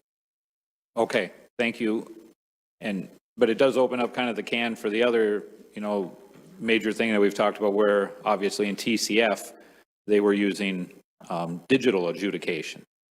Well, let's come back to that in a second. I just want to clarify one thing. So the reason why we don't need adjudication for in-person voting, that is if a voter made the same mistake in a local precinct where they are in person, the voter has the tabulator will prompt the voter about their error and offer the voter a second chance to correct their ballot. So in a hand marked paper ballot scenario, if the voter selects your name and then crosses or fills in the oval beside your name, and then crosses it out and fills in an oval below your name in the same contest, and it was only a vote for one contest, they're the ones that in-person voting, the voter themselves is feeding their ballot in the tabulator, and the tabulator will prompt them of their mistake, so they have a chance to correct it themselves. You don't need an adjudication panel because the voter can correct it for themselves. The issue arises in absentee voting, where the ballot has been now separated from the voter because it has been sent through the mail. And we are without the adjudication process, you're not giving that voter the same chance. So it's obviously different, but the states that allow it have very strict rules and offer guidance to the bipartisan adjudication panels of what they are and aren't allowed to do per state and local law. Thank you. In the situations where they choose to use digital adjudication, such as at TCF or other mostly larger counties, and a computer then is local area network connected to the tabulator, what is to, you answered earlier, it's up to the locals to provide the security, but if they were to allow that computer to be connected to outside networks, does that present a vulnerability to the tabulator's programming? Well, the system, as I said, is designed not to be connected. So if they're running certified software on those systems that are not connected to the internet, the record of what the adjudication panel is doing gets appended to the original ballot image, and they are available for audit. So these are questions best answered by the election officials that work to secure that location, because you can imagine conceptually that's just as dangerous as not having control of your in-person voting precinct. Back to the example of your home county, if you didn't trust the poll worker and you didn't trust all of the bipartisan watchers, that speaks to the security of the overall process, not to the accuracy of the tabulators. As I've said in my opening statement, the true test of a tabulation system such as ours is in the manual recount and an audit that is taking place. And that is something that is always available to do. And I guess what I'm trying to come back to, because I started off with this question about logging of security. And so would outside manipulation, if somebody had these things connected, and obviously that's not the case in Antrim County, but potentially, possibly the case in other counties, would those security logs represent if somebody were to attempt some manipulation? Well, certainly not. I don't think so. That's really a question for election investigators. I'm not aware of anything that has been found to be credible. But as I said, this really is a question for the officials that control the physical custody of the ballots. Our machines are responsible for the accuracy in regards to counting the paper ballots, and that's exactly what they do. In the Antrim, back to Antrim, and I know we're bouncing around. In Antrim County, the report says that there is a period of time where there isn't any security logs. What is the explanation for that? So, Senator, I've only had a cursory review of what I consider the biased and report that came up. I've also had a chance to cursory review, I should say, of the Secretary of State's response, which I frankly agree with the response that was issued recently to that report. As I've mentioned earlier, Dominion did not program Antrim County. We have no access to their systems. We are still not in possession of any of the logs or any of the databases or any of the election material from Antrim County. And so, as I said, a lot of the arguments were incomprehensible to me, but then again, I haven't seen any of the files, so I can't comment on what it is they're looking for, other than I know some of the conclusions were wrong and false. Okay. Senator Tice has some questions.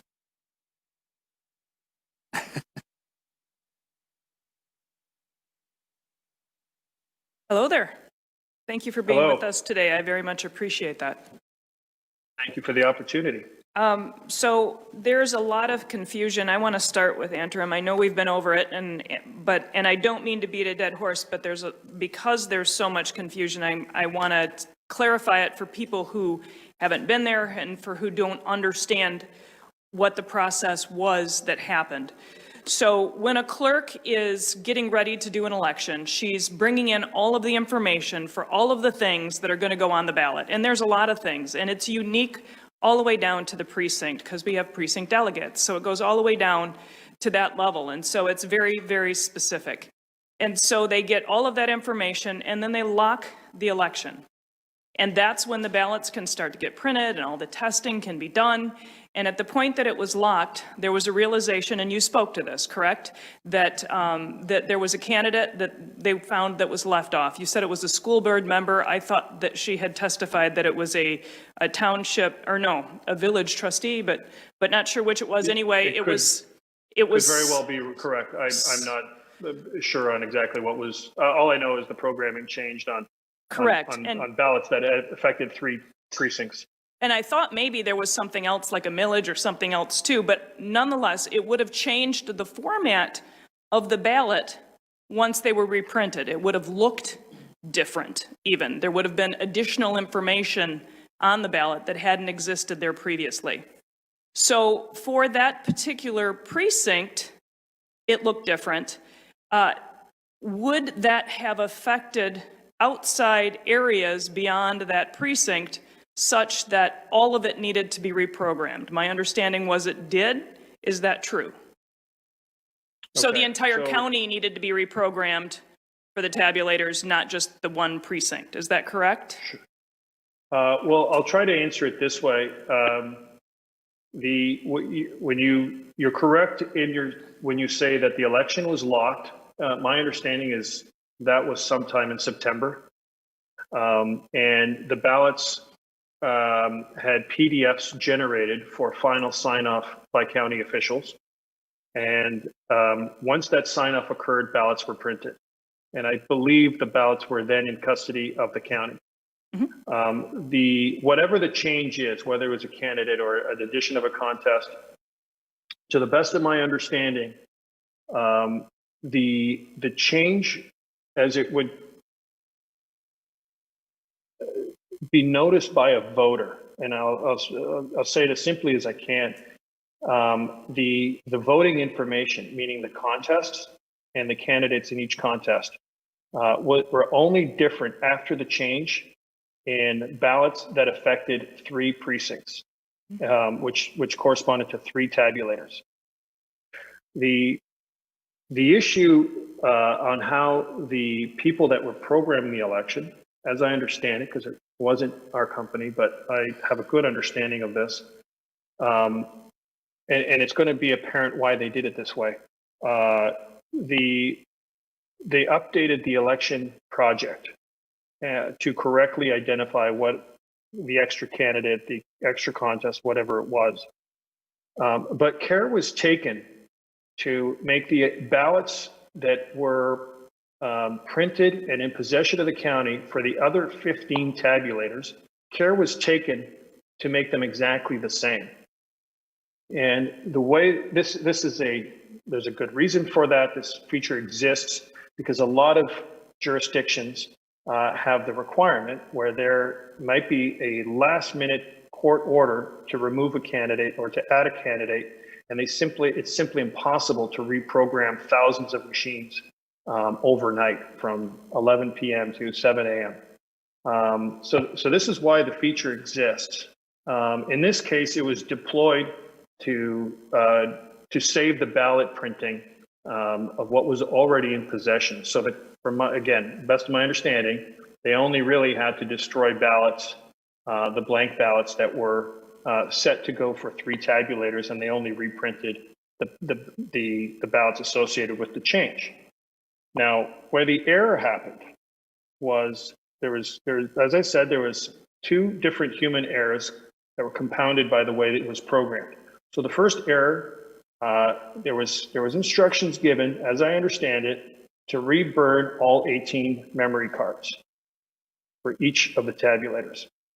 I don't think this happened. So that was the first mistake. She testified that it did not. Right.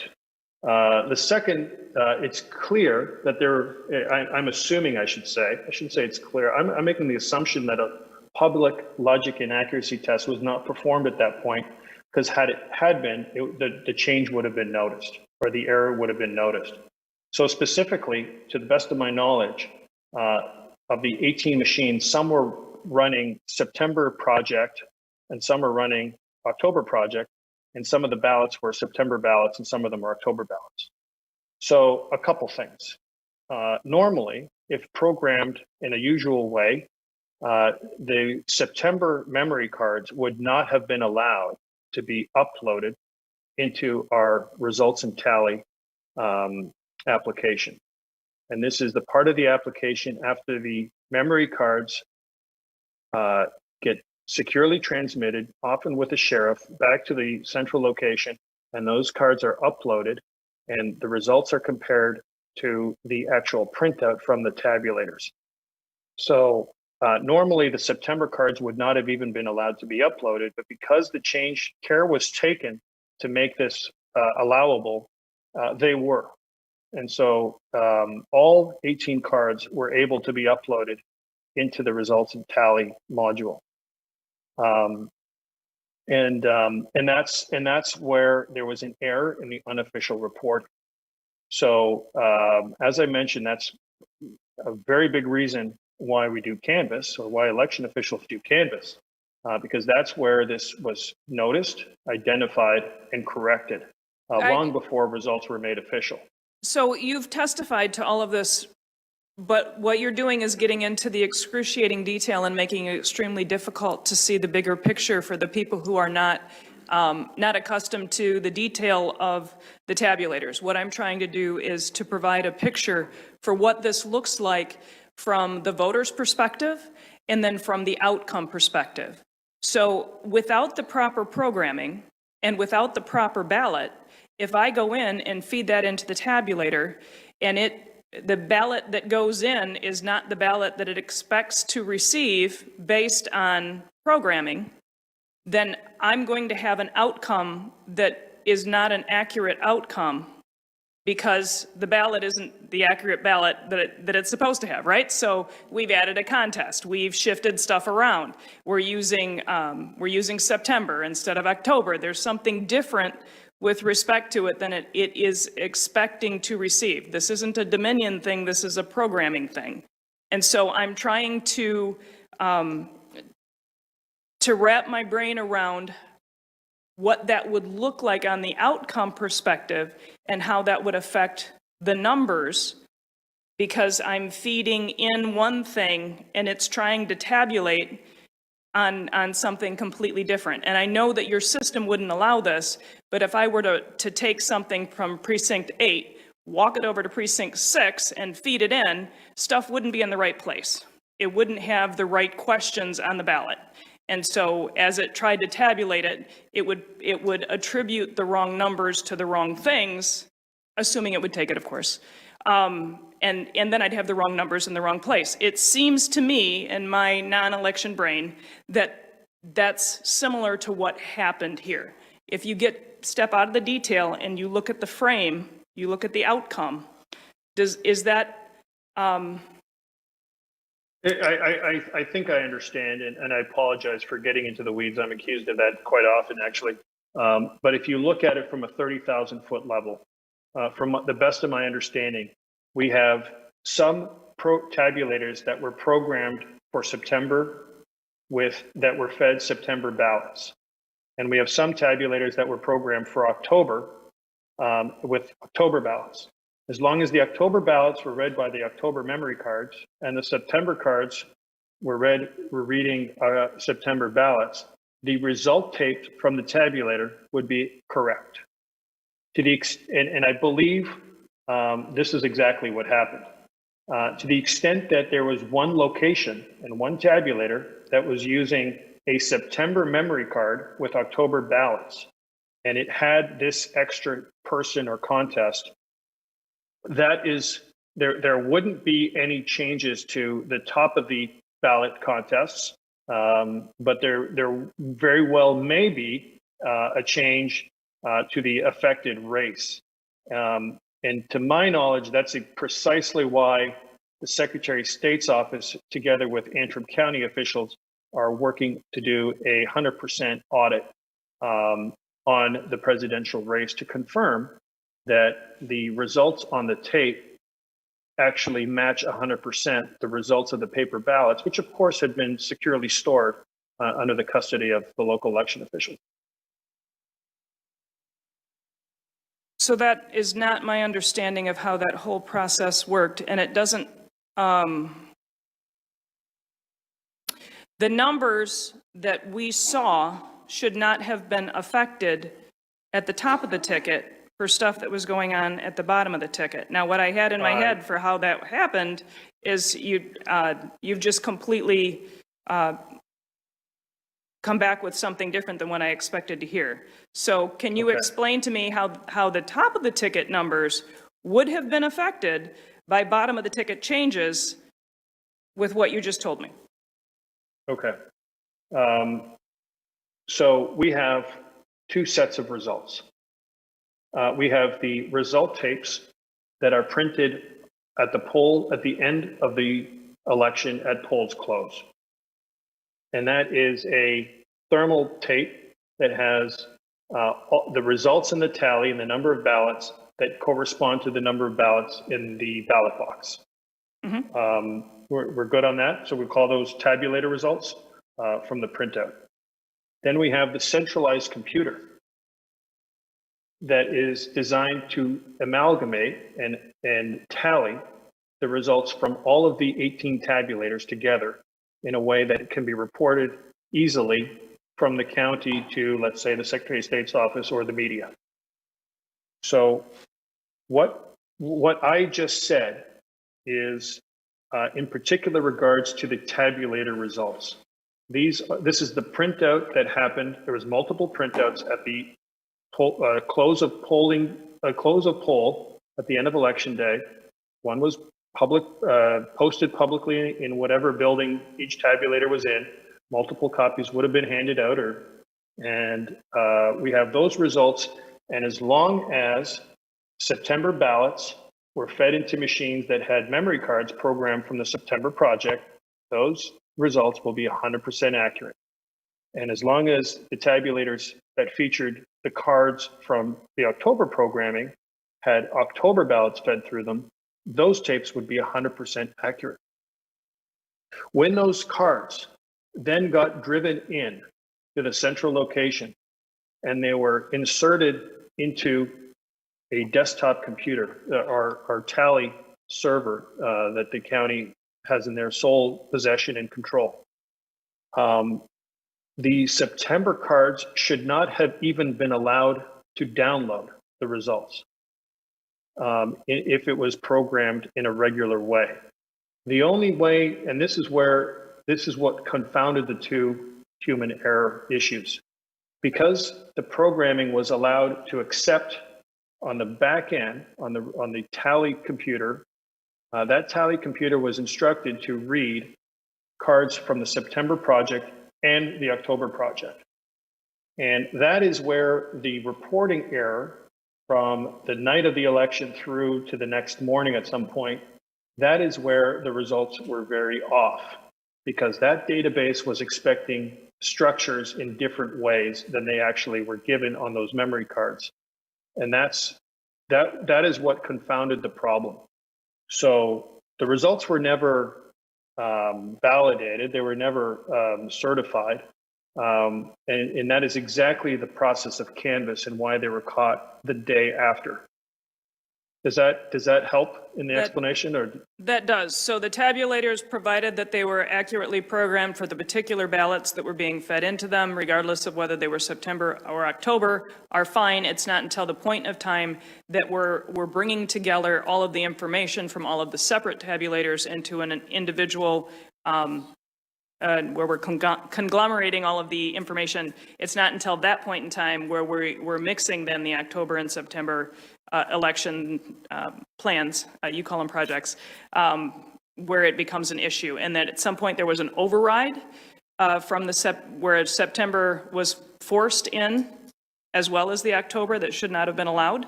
And that's what correct. created the problem? Okay, thank you. And, that does help. I will add that we are confident that the top of the ticket, so the presidential race, was not affected on the tabulator results, the tapes from the 18 tabulators.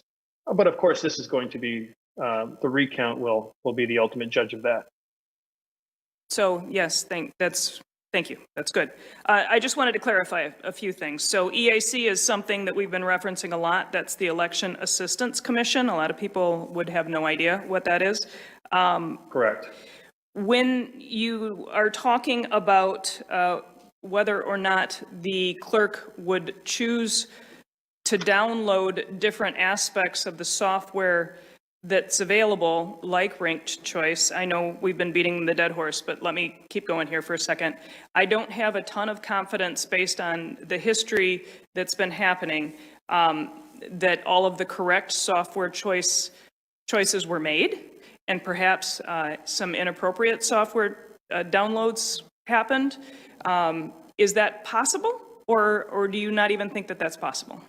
No, I don't think that's possible. Okay. This is not some feature that can be accidentally turned on.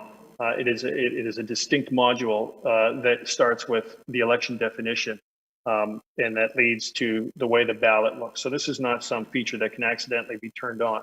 Okay.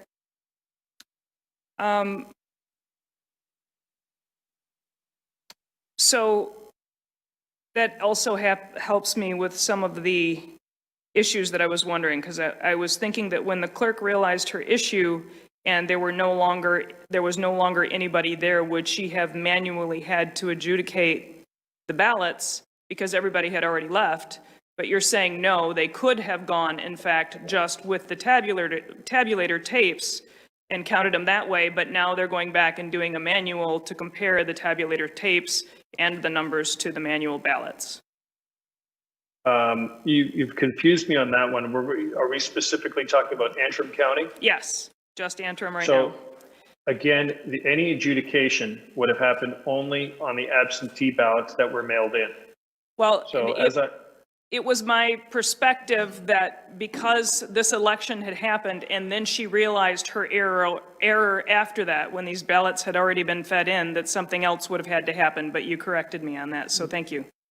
Yeah, again, Antrim County did not and could not have used digital adjudication. Got it. And the manual adjudication would have been done Only prior to her closing the polls on the two tabulators that ultimately printed out a results tape. Okay, thank you. And I want to shift a little bit. I want to clarify something. You keep talking about the bipartisan watchers for things that are ongoing. They're not always available in all areas, in all places. And in some places, they're easier to find than others. And so part of the issues that we're dealing with as an oversight committee is they weren't always available in order to make sure that everything was done in the forthright manner that you describe, and that's not your problem, but that is, it doesn't always happen that way, and we want to make sure that it does. Do you, so you have equipment that's the tabulators. Do you guys also provide the high-speed tabulators? Yes, we do. All right. They don't have, do they have a box that the ballots go into also, or are they accessible to you at both the beginning and the end of the scan? Well, they're never accessible to Dominion staff. I'm sorry, and that's- to the person handling them. Right. They're accessible, they're always accessible. So any high-speed scanner, the way it works to get a high throughput speed, usually has a U-shape scan head to minimize the frequency of jams, especially with ballots that have been folded and passed through the mail twice and handled by a number of different individuals. So the ballots, there is an incoming tray and an outgoing tray. Okay, that makes a lot of sense to me. I may have some further questions later. Let's see. Oh, I did want to ask if we could get from you, because you referenced the contracts and you're not sure what we have contracts with. I don't want the details of your contracts. That's between you and whomever you contract with. But I would like to know with whom you have contracts for our state. So I know you do with the state of Michigan, obviously Antrim County, but if we could get that information, that would be helpful. Yeah, so I don't think we have a contract with Antrim County, but we will certainly get that for you, Senator. It could be their counties are contracting with the state in order to have access to that too. That's possible. And then you said the on-site technical support is part of the contract generally when it happens. I wouldn't say generally, it's definitely not out of the norm. It's just in a lot of places, it's a regular part of our process. Okay. Thank you very much for your time and patience with me. I appreciate it. No, thank you. Thank you, Senator Tice. Senator McDonald. Thank you, Chair McBroom. Thank you for being here. I'm going to go back to some of the technical questions, if you don't mind. Can you tell us what programming language is used and if it includes any database system? Not off the top of my head, but that's something certainly I can get for you. Okay, I would appreciate that. Can you walk us through the business logic of what happens when a ballot is processed? For example, if a database record is created or they are simply updating a counter. In the case of our polling, our precinct tabulator, every time a ballot is fed through the machine, there's a number of checks that the software goes through to identify the ballot being a legitimate ballot and a ballot from this election. And then it goes through the processing of the ballot, and then everything, of course, is logged and saved. So to your knowledge, is it possible for somebody to change a record value either locally or remotely?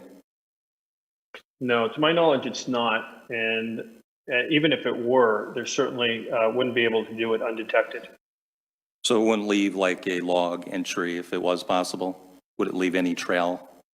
It would leave a trail. There would be a mismatch from the other card. And there's several checks and balances in the machine that can identify whether or not such a thing happened, which of course I don't think it can. Okay, thank you. And this has become a big issue. Do you have any knowledge about the SolarWinds breach? Are you familiar with Very this limited. at all? Because all I know is that we don't use the SolarWinds Orion package that was the subject of the DHS report from the 13th, I guess, yesterday. Is it possible for somebody to insert a USB drive that could have manipulated the database or data or software? Is that possible to your knowledge? In our tabulators? No, I don't think it's possible. And again, even at the central computer, even if it was, it would be detected. I just have two more questions, if that's okay. Sure. Small towns in Wayne County adjudicated in Detroit or at the local precinct? And if so, how was the data transferred? I don't know the answer to that. Okay. Last question. How do you electronically match voter to identity so the voter can vote, so we can catch it, so they can't vote more than once? Well, that's really Is a question that a for the clerk officials. issue? It's really a question for the election officials Okay. whose job it is to verify eligibility. It's not something we do. Okay, yeah, I just thought I'd check that. Okay. I may have more questions, but for now, thank you. Thank you so much. Thank you. Thank you, Senator. Mr. Polis, I'm going to go back to a question that I've hit from a couple of different angles before, but I just want to be really clear that we're talking on the same wavelength here. If, whether it's at TCF or a facility that uses digital adjudication, where they have a tabulator connected in a closed network to a computer, if by accident or intent that computer is not secured properly and is also connected to a network, a wider network, is it possible for someone to maliciously and unknowing, without us knowing it, hack into the tabulator and alter the results? No, I don't think that's possible. But again, even if it were, it would be detectable. Can you share with us how it would be detectable? What are the assurances that we can have to that? Well, what I would recommend would be an independent test authority to do the analysis from everything on looking at all of the structures in the audit logs of that computer and perform the battery of tests that they do. And I know that they offer this as post-election services to election officials in all across the country, and verify definitively whether or not such a thing happened. Does the software is it your design within the software that Dominion designs to keep security logs that would flag unauthorized alteration of the code? Yes, absolutely. And there's also ways for election officials to check that. And with every ballot scan that we do when we're talking about digital adjudication, we actually have a audit mark appended to a version to the saved ballot image that can show to any concerned citizen, any voter, a clear understanding of what the ballot was that was scanned and how the tabulator interpreted that. What's the how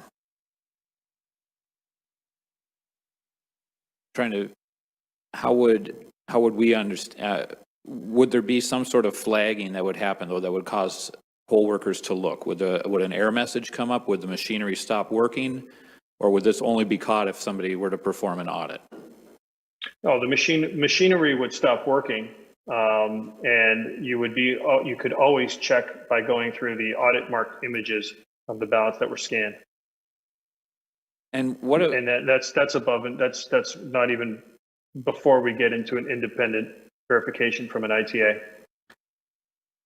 Now, the security of that computer that is hooked even to that local network or the digital adjudication, the security protocols that are put in place on there, does your company set a standard and provide instructions to the local workers on all of the security settings that computer should have? Is that something that comes from the state of Michigan? Does it come preset? Where do those security standards and settings get placed, or who does them? Well, all of the settings that are allowable for use as part of a federal certification are specifically specified in that certification. And in addition, layering on top of that, they have to be allowed by the state of Michigan during their process. Ultimately, the physical security of the entire system, including possession of the paper ballots themselves, and the scanners that do the high-speed scanning of absentee ballots, are all under the control of the local election official. What can you tell us about the various documentaries, news reports, and other things, both right now, contemporary, ones that I've seen from even 10 years ago, that show university professors and professional hackers demonstrating how quickly they're able to compromise election tabulators? Yeah, it's a great question, Chair McBroom. If you're referring to, for example, the one that I'm familiar with is, I think, the 7-minute hack.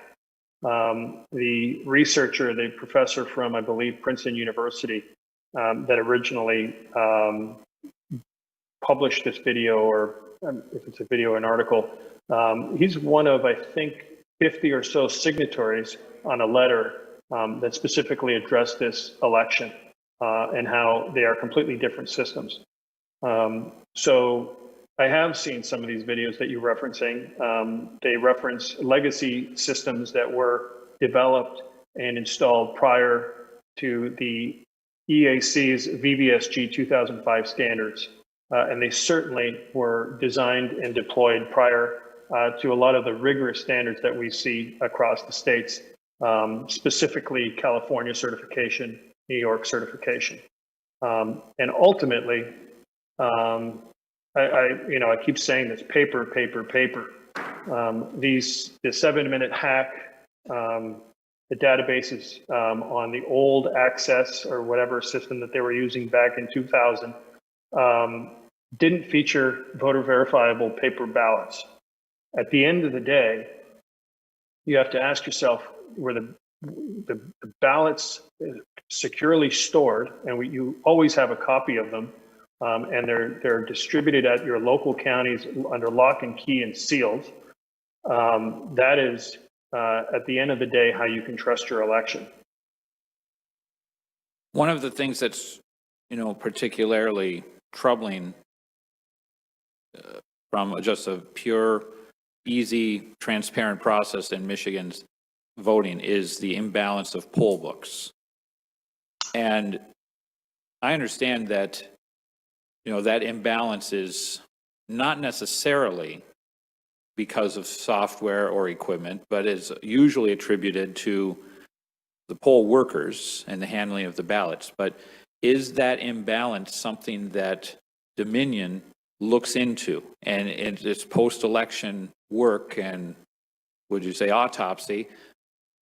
Does Dominion look at the imbalance of poll books and discuss with your customers whether any of that has to do with the tabulators and the software?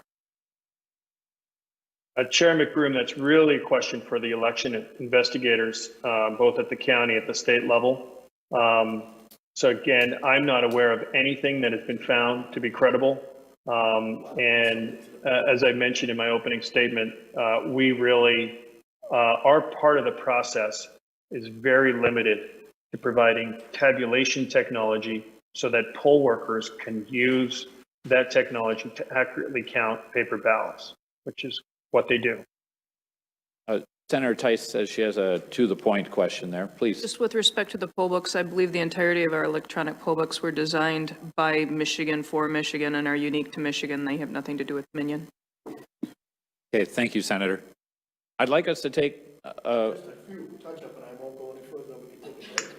if you want to take a few quick questions, then we'll take a break, and then I think we'll be able to wrap up. Okay. Thank you, Senator Lucido. Thank you so much, Mr. Chairman. And this is interesting. I'm having a good time with this. It's hard to understand it, but does Dominion have any way to remotely access any of the information on any of the equipment or have remote access within the machines themselves? No. So there is no modem at all in these machines? The only modem is the one that I described, that has a very, very particular function on the precinct, and we do not have access to it, and nor can we modem into that machine. Does anybody have access, to the best of your knowledge? No. Okay, but it has a what is it they call those, USB port on the machine. I saw it myself, right? What's the USB port? I'm not sure which machine you're referring to. But, I'm not sure several of either. our I didn't machines get a have- serial number, but there is USB ports on machines that you build, correct? No, I don't mean to be facetious, Senator. What did the machine look like? Was it a touchscreen? Yes. Okay. Yes, there is. Okay. And so that touchscreen is a ballot marking device. It does not tabulate votes. So, It's just a pen. It's an expensive, fancy pen that allows for voters of any abilities, any physical ability, language ability, to privately and independently create a paper ballot that can be cast by them privately and independently. so if there was no wireless modems included or deployed in Dominion machines or equipment,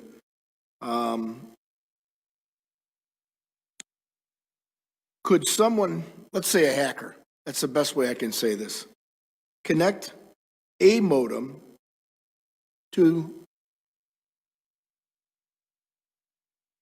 do something that should not be done, which is affect the vote?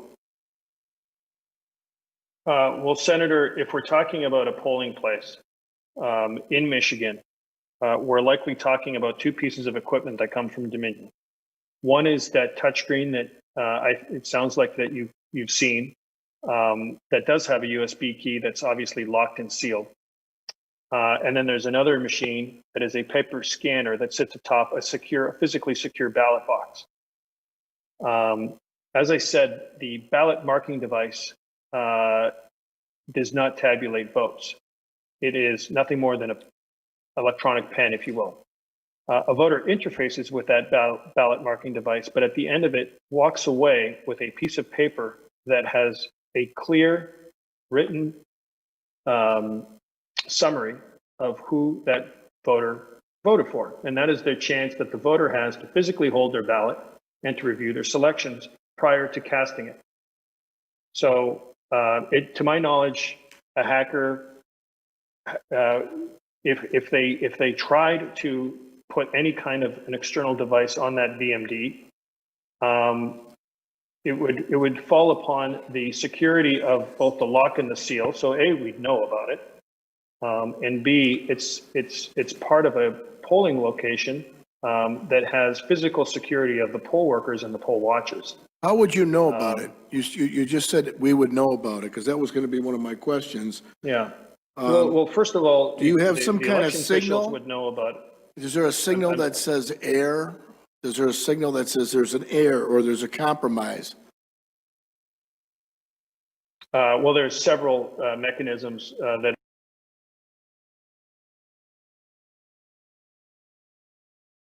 are built in that will not allow it. And as soon as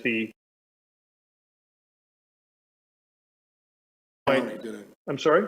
That didn't happen with the machinery that did it. It didn't stop the machine and said, don't accept the vote. It kept accepting votes. No, Yeah. I don't think anyone has, no one is alleging that somebody broke in. Okay, no, we're not election saying, night and- no, don't get me wrong. No, we didn't say hack. We didn't say the word hack. But there was an error and it was a human error according to the clerk, which, let me get through these few questions. If you can't remotely access it, Dominion, what were these two employees or three employees or how many employees doing at the TCF Center? What were they doing there from your company? So I think you started the question asking about Antrim County. We did not have any. No, I want to any withdraw. employees. I'll withdraw the questions for time's consideration in your time, and I appreciate you coming. Be specific. What were they doing in Wayne County at the TCF Center that they were employed by Wayne County? That's what you said, right? They weren't employed by the Secretary of State, were they? No, okay, so we're not talking about Antrim County anymore. No. We're only talking about TCF Center. Right. And we had two, to my knowledge, we had two Dominion employees and one-day contractor. So they're discharging their duty as directed by election officials. So specifically cleaning machines, answering technical questions from election officials, but it's always done at the direction of the election official. There are strict instructions those employees are not running the election, so they should never be confused with running the election. I did. It could be as simple as cleaning, one of the most common things is cleaning the glass read head of a high-speed scanner, because as you might imagine, when you're scanning tens of thousands of pieces of paper, it actually is a pretty dirty process, and flecks from the paper accumulate in the scanning bed of the scanner that needs to be cleaned properly. Would there be any Unfortunately, a lot of- reason? Would there be any reason for these two individuals, as you've indicated, to employ any third parties to be there also?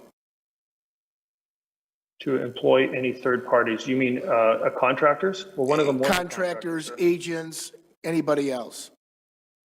So we contracted with one contractor who I believe testified to your House hearing. So you have viewed these hearings online? I have not seen all of the hearings. I've seen snippets. I've obviously seen the testimony from the contractor that we hired for a day. And who was that worked at the one? TCF Center. What was the name of the contractor you hired for the day, so we have it for the record? Melissa Carone, I believe. Okay, and that was the only one that the two other contractors, or the two other employees from Dominion hired, Ms. Corona, is that correct? I believe her name was Miss Carone. So of the three Carone. people that were there, sir, two of them were employees of Dominion, and one of them we hired as a one-day contractor. Okay, and these three individuals, I'm going to ask, was there training involved with the two employees that went to the TCF Center? And was there an outline of delegation of duties in which they had when they went to the TCF Center? Meaning, did they go with, this is what the scope of work is, this is what you're going to be paid, and this is what you're going to carry out on behalf of Dominion? Right. So specifically, the contractor was hired from the temp agency. And she was, for us, one of several thousand one-day contractors. Her role was really limited to a type 1 type of technician who provides,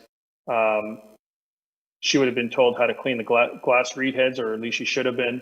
But really, the main job is flagging down if there's any questions in technical nature that election officials have, to flag down one of the two Dominion engineers who were there who could answer the question.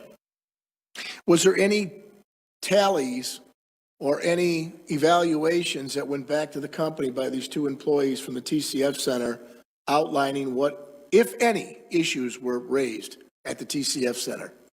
Like an evaluation. I couldn't hear you. I don't know, sir. I couldn't hear you. I said I don't know, sir. Who would be the one that would be charged with that duty if you don't know? So we could get something back as far as feedback go, what they claim happened at the TCF Center. Because we heard a lot of testimony, I can certainly gather that for you. Thank you. Mr. Chairman, at this time, there was only one question. It was doing with jamming of the machine. Does the tabulators, if a machine jams, go ahead and recalculate if the vote was already counted? Are you referring to the central scanners that were at the TCF Center? I am. We heard testimony that they have to go through batches.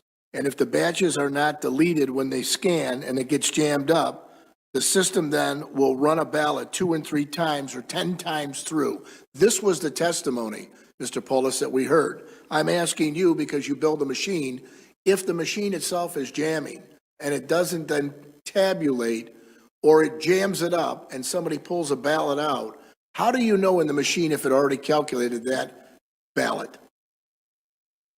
Yeah, I did see the testimony, and from my recollection, if there were ballots that were scanned multiple times, the audit would be off from the voter registration and the poll book records as part of the canvass process. Why don't we stop right there, Mr. Chairman? I want to pick up that end about the poll being off so that we can see the process. That sounds good to me. We'll take one last break, come back and finish up. Thank you, Mr. Polis. The committee Okay, is great. recessed for 10 minutes. Thank you.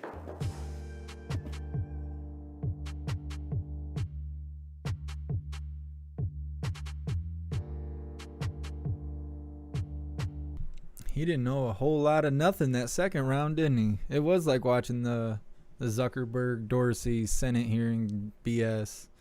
So, well, I'm not really sure. I'll have to follow up with you on that. Yeah. Yep. Well, what's really interesting is there's like a time limit. There's a time limit on everything. So if they can stall all this crap out until the inauguration and all that stuff, they will. It's kind of like you see in basketball and stuff. The shot clock's running out and you just see them kind of goofing off, letting the clock run out. It's kind of what's going on here. Yeah, I thought it was interesting that he didn't want to talk about that. He didn't want to talk about the Dominion employees. So many statements in so many states, all backed by affidavits, which, you're sworn in by law. I know everybody's like, oh, well, they didn't raise the right hand and say this, that, and the other. That doesn't stop people from lying. That doesn't stop them from lying. That just holds them accountable if they're caught lying. So they say a whole bunch of, I don't know. I'm ignorant as hell. I built this super sophisticated, secure machine that I can promise is the best out there, which is why we got the contracts for every state to try and use our product. But now all of a sudden, I don't know anything. I didn't even tie my shoes this morning. Like, good try. And they don't want to talk about that. They don't want to talk about the Dominion employees who were linking up to the machines using laptops and Ethernet cables. They're trying to say that the machines weren't even connected to the internet. They weren't connected to servers. There's video evidence, there's images, there's sworn testimonies that they were not only connected to the internet, but Dominion employees in a lot of different cases in different states were consistently connected to the machines. And it was supposed to be for maintenance, stuff like that, glitches and whatnot. And they don't want to talk about that. He don't know nothing about that. He can't even tell you how many of his employees were at what location. Now, I don't know how much stuff you guys are in charge of, but just imagine being like, I came to the store and I'm pretty sure I brought 3 kids with me, but I'm only finding 1 in the car. Well, I don't know. Screw it. Right? Like, I'm not exactly probably the most professional person, but I run a website, I run the Discord, I run this beautiful channel here. And, I can't afford to not know things, because everything falls apart when you don't know things. What you're seeing is a representation of my brand, the quality of my brand. My mods have to represent my brand. Now, for my little YouTube channel that I really appreciate so much, that matters to me. So you mean to tell me somebody like this guy who runs Dominion, who hires employees, who, has just superb quality machines, doesn't know anything? And then they're talking about third-party hiring. You're hiring people that are hiring people? What the hell is that? Is this a pyramid scheme? Very strange. Very strange. Yeah, like Ed's saying about the USB port. Yeah, they didn't really want to talk about that, did they? Oh, well, it would break a seal and we would know. And then they were like, well, how would you know? He's like, I don't know. Oh, my God. Like, wow. The insanity. I've been to court quite a few times. So it's never been this fun. Not ever. Never see people laughing. Never see people joking around. I don't know. I'm just ignorant as hell. That means I'm innocent. I'm innocent because I'm just dumb. I just don't know things. It's not how it works. It's totally messed up. They're doing it right here in front of us. But as long as we keep hitting that like button, as long as you stay subscribed, as long as you join the Discord, we're going to see this out. We're going to see how this happens all the way till the end. It's not over till it's over. And I know people all want to incite violence and be like, oh, yeah, we should fight back and blah, blah, blah. You can't stoop to their level, right? If somebody's pulling you down, that's because they're already below you. Don't get down there with them to throw fists. It's not worth it. You got to stand tall and shine bright. It's what you're supposed to do. If something crazy is supposed to happen, it'll happen. But as long as we have our rights and we have our freedom, this is the way we need to go about it. Because the truth always comes out. And even if it gets really ugly in the end, and we're sitting here watching it on the screen, eventually the truth's going to come out. And then either something's going to be done about it, or something will have to be done about it. Now, I'm not inciting anything, and I'm not telling anybody what to do, what to think, what to feel, what to believe. I'm telling you that jumping to conclusions because of these liars on the screen, because they won't stand up for us, because they won't look the proof in the face and do something about it, we got to watch it to the end. We got to let them shoot themselves in the foot. Metaphorically speaking, before somebody tries to press charges on me or something stupid like that. That's what we got to do. I mean, there's no way around it. I know a lot of people felt disheartened yesterday when we watched Nevada vote red, and then the whole press, all fake news, told everyone they voted blue. I know that it was kind of defeating to feel. We cover a lot of Right Side Broadcasting Network. They're awesome. They're right there in the mix for pretty much every one of these gatherings. They didn't even really know what to say. You know, they're out here covering the truth too, and I really appreciate what they do. You know, but we got to keep moving forward. We can't step down to their level just because they're trash. Just because these people are trash doesn't mean, you know, we got to do what they do. We got to watch them take themselves out. And I know everybody's all worried. Communism and yada, yada, yada. Antifa. We got to just see it out. So while we have a moment here, please take this time right now to hit that like button. Make sure you subscribe and hit the bell icon. I can't promise you're going to get a notification because YouTube doesn't like what I'm doing, which is why they throttle my engagement. Some of you might have already liked the video and you'll scroll down and see that your like has been taken away. Lots of funny stuff from a company that makes enough money and has enough employees to make sure this stuff, you know, this kind of stuff doesn't happen. It's still happening. It's not a coincidence. So you definitely need to join the Discord. We've been going through some changes in the Discord due to differences to the point where I can't even go to sleep because I have to sit here and babysit everyone. But people are people. Either way, if you join the Discord, your notifications should already be set to where you're not going to be bothered every 5 seconds when somebody writes something. You will be notified every time we go live because when I go in there, I tag everyone. And right now there's like 1,100 people in there.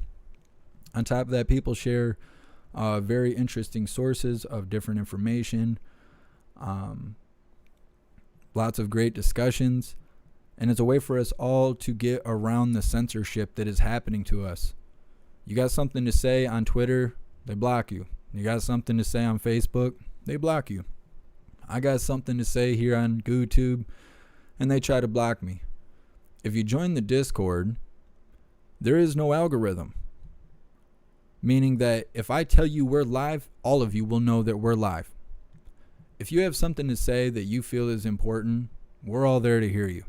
If you found a source that you think is completely credible of information that you feel everyone should know, we will all see it. Joining the Discord is pretty important if you really want to follow this.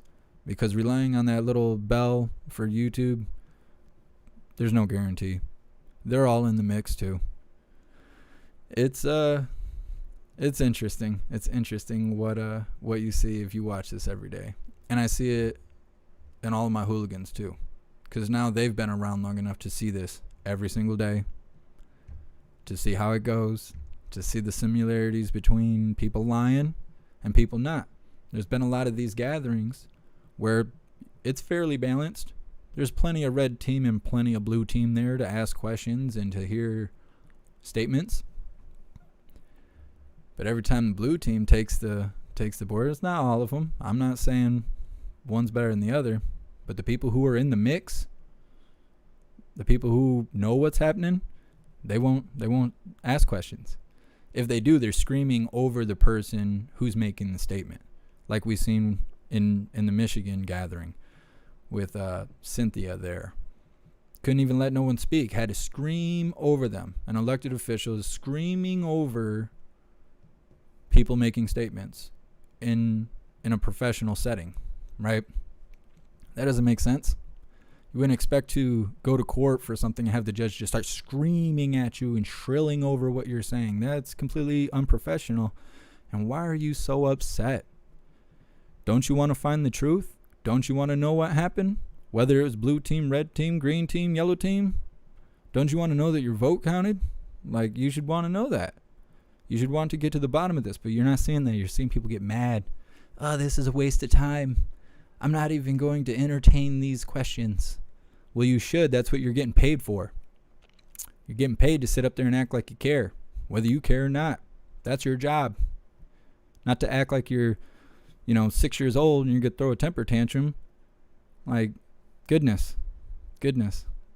I see a lot of people saying, oh, be on D Live. It's frustrating to say the same thing every day. If you read that blue banner at the top, see how it says in big letters, read the description. I'm on Twitch. I'm on D Live right now. There's probably over 100 people watching, or maybe there's 20 people watching. Either way, I appreciate everybody who's watching me on D Live. But that's kind of the point.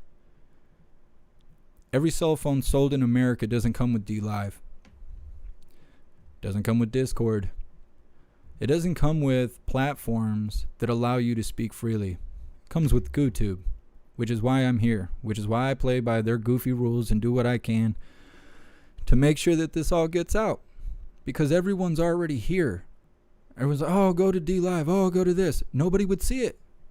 I might as well just be talking to the wall. Like, hey, look at all this truth. Look at all this information that I think everyone should really pay attention to. And just show my dog. Show my cat. Because there's not enough people on D Live. There's not enough people on Twitch. Everybody's like, go to BitChute. BitChute doesn't even go live. I appreciate the suggestions, but you need to just pay attention to what's in front of you and not tell me what I'm supposed to do. And I appreciate everyone who's here to learn and see the truth and wants to make this a bigger and better thing, but we have enough right here to make it happen. Having 1,200 people in the chat, but only 800 likes or something like that, that's sign right there that we don't all care the same. It's not about getting likes. I don't make money off getting likes. I'm not telling you to like the video for my vanity. Liking the video tells the algorithm that people like this. The algorithm naturally will put the video in front of more viewers, which is the goal. Which is why I say, hit like to spread the truth, because that's what it does. If you don't know about the algorithm, then yeah, it's really easy to point your finger and be like, oh, this guy's using this to get likes. Getting likes does not mean more than spreading the truth. It's YouTube's version of hashtags. That's the way it works. And I'm thinking about uploading videos to explain this because I have to say the same thing every day. And it's not your guys' fault, and I'm not blaming you. But those of you that are here every day, I'm sure this is not the first time you've heard me say this. And we're growing every day. Saturday, we got like 6,000 new subscribers. We brought this in front of a lot of new people who didn't even know this stuff was happening. Every day I'm receiving great emails from people who are just experiencing this for the first time. And it's not too late to get on board. We all need to see this. We all need to pay attention, because then you can see what everyone's talking about. I know there's people with their head in the sand. For the longest time, I didn't think I was being censored. I was like, oh, it's a glitch. It's a fluke. It's because all these people don't like me. Until I was censored and I reached out to customer service and they're like, I don't know, I'll have to get back to you. And I'm like, wow, that sounds pretty familiar. And then other people were going through the same thing. YouTubers and all of them. It's happening. It's really happening. And if you're here long enough, you'll see it for yourself. You don't have to believe me. I'm not telling you what to think, what to feel, and what you're supposed to do. If you're here, keep your eyes open. You'll see it for yourself. Let's hear how the end of this goes. Adjourn, and then we'll bring the committee back to order on another meeting that's in another different location. So if you're wondering what the second posting is about, that's for our joint meeting with the House briefly to adopt some additional subpoenas. So that's why it's set up that way. Okay. Mr. Polis, continue to have my thanks for your participation today. Could you share with us, when it comes to the software, do you design it to operate on a Windows platform or Unix? I mean, what operating system do counties have on the computers that they're putting your software on? Depending on the system we use, I know we operate on different platforms, including Linux and Windows. Okay. And the tabulators themselves, they don't have an operating system in them? Oh, they do. The tabulator, well, there's various tabulators, but I believe the tabulators that are used in Michigan at the polling location are Linux operating system. Okay. I'll have to confirm that, but I'm fairly confident on that. Okay, and a slight shift of gear here to another question. You're, of course, doing software updates and providing version updates to the state, correct? So I think, I'm not sure what you're getting at. We are not able to update software like you would a normal computer at your home. Any update that we provide, any change to any line of source code, any piece of hardware has to go through federal certification first. And once it is approved for use, then we can provide the update, and that update is usually done by the election officials themselves. So, and that's fine. I appreciate that detail. What I'm wondering is... I'd actually give you an example. So, okay, thank you. You have a desktop, you have a server that's air-gapped that sits in your county's central location. Even though Microsoft might want an update, even though antivirus might need an update, there's no updates are done that unless they first go through federal certification. Oh, even for the virus software and other materials like that? That's correct. Okay. So there's absolutely nothing in our system. The entire environment has to be come from as certified as such. But as you're, and where I wanted to go, and this is all valuable information, so I appreciate that.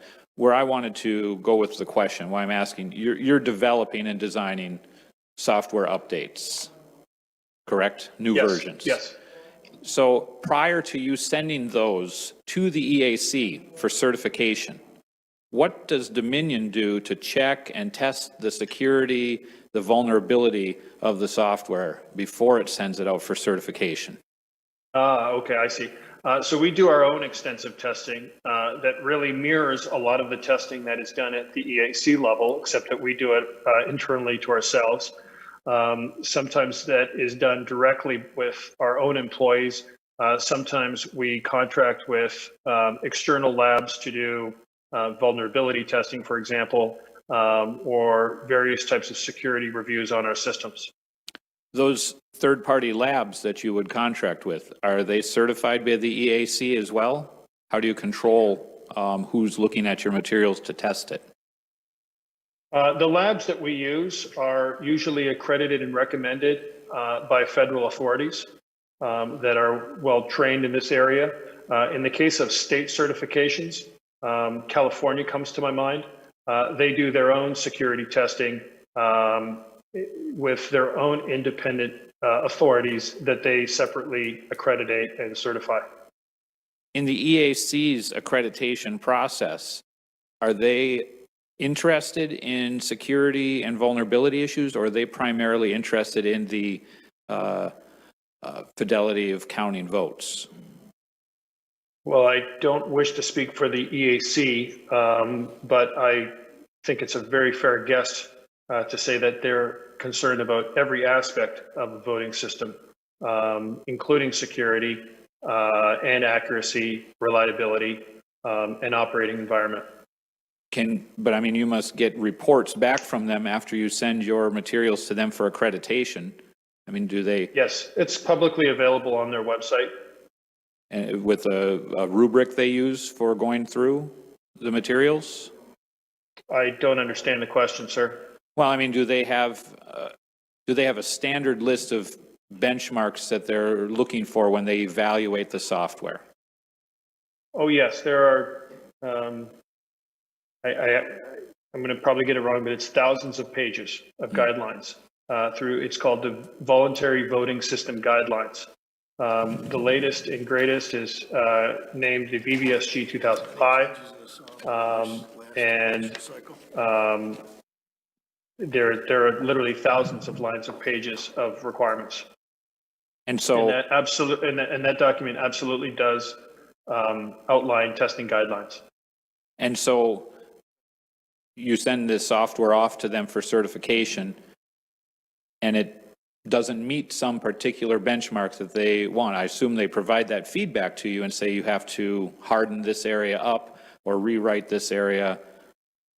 I mean, so you get that kind of feedback from the EAC?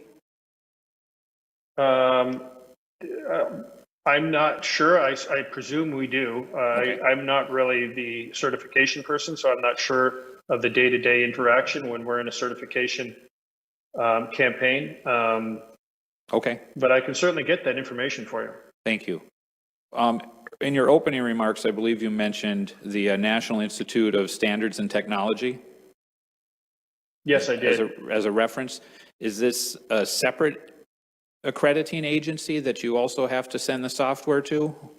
No, it is the EAC in their process of accrediting independent testing authorities has a separate process for doing that, and they rely on NIST for a part of that.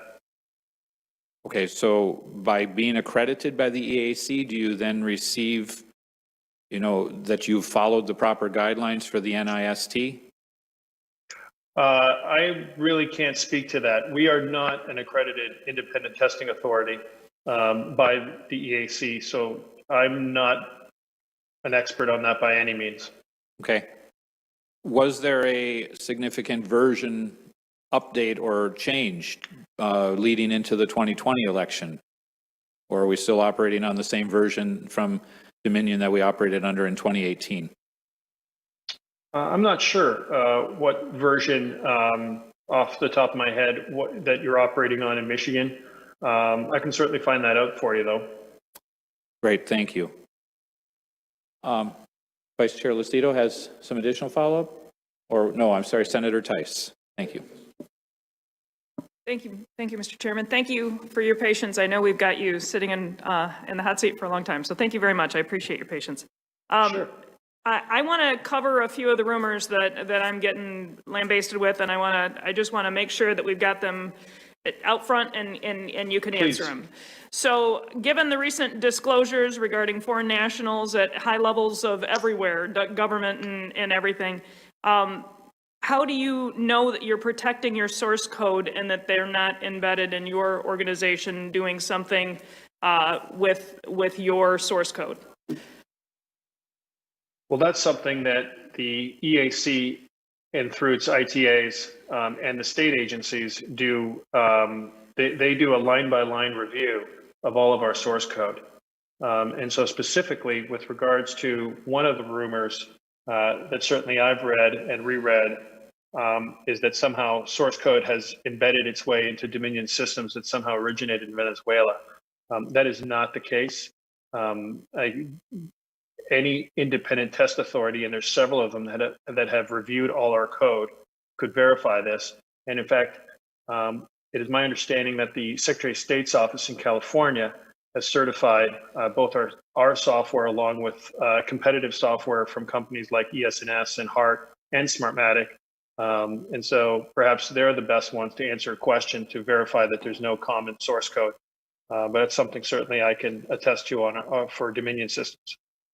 Thank you very much. I also have been told that there were at least, there were more than two of your direct employees and one indirect, that there were as many as 9 in the TCF Center. I don't know that that's necessarily a problem, but that's the information that I have in front of me. I'm not going to give any names in the interest of, you know, all the issues that you described earlier. I certainly would prefer that people remain protected and not threatened.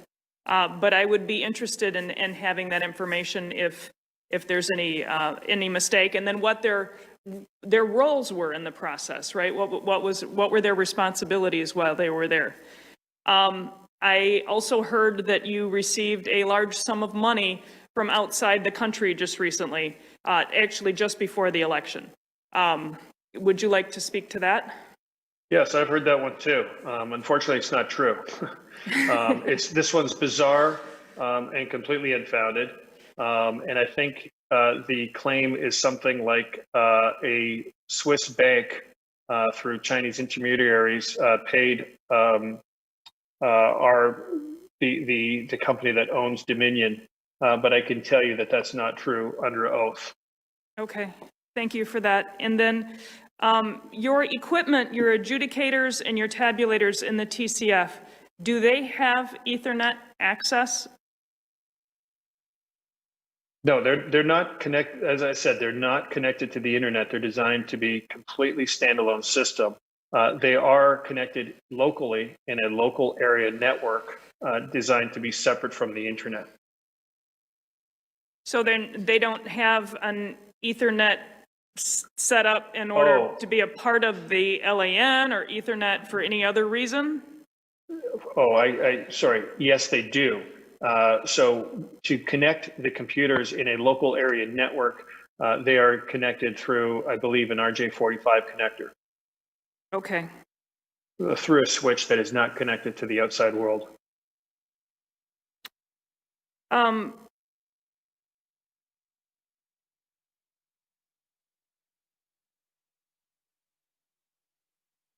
So what processes do you go through just to make sure? I'm assuming that you're very, very careful in making sure that you're maintaining the highest level of safety, because you just were speaking to the hackers convention and all of the things that are going on. We just I think heard about our treasury getting hacked, and we know how often the governmental entities that people are making efforts to do that.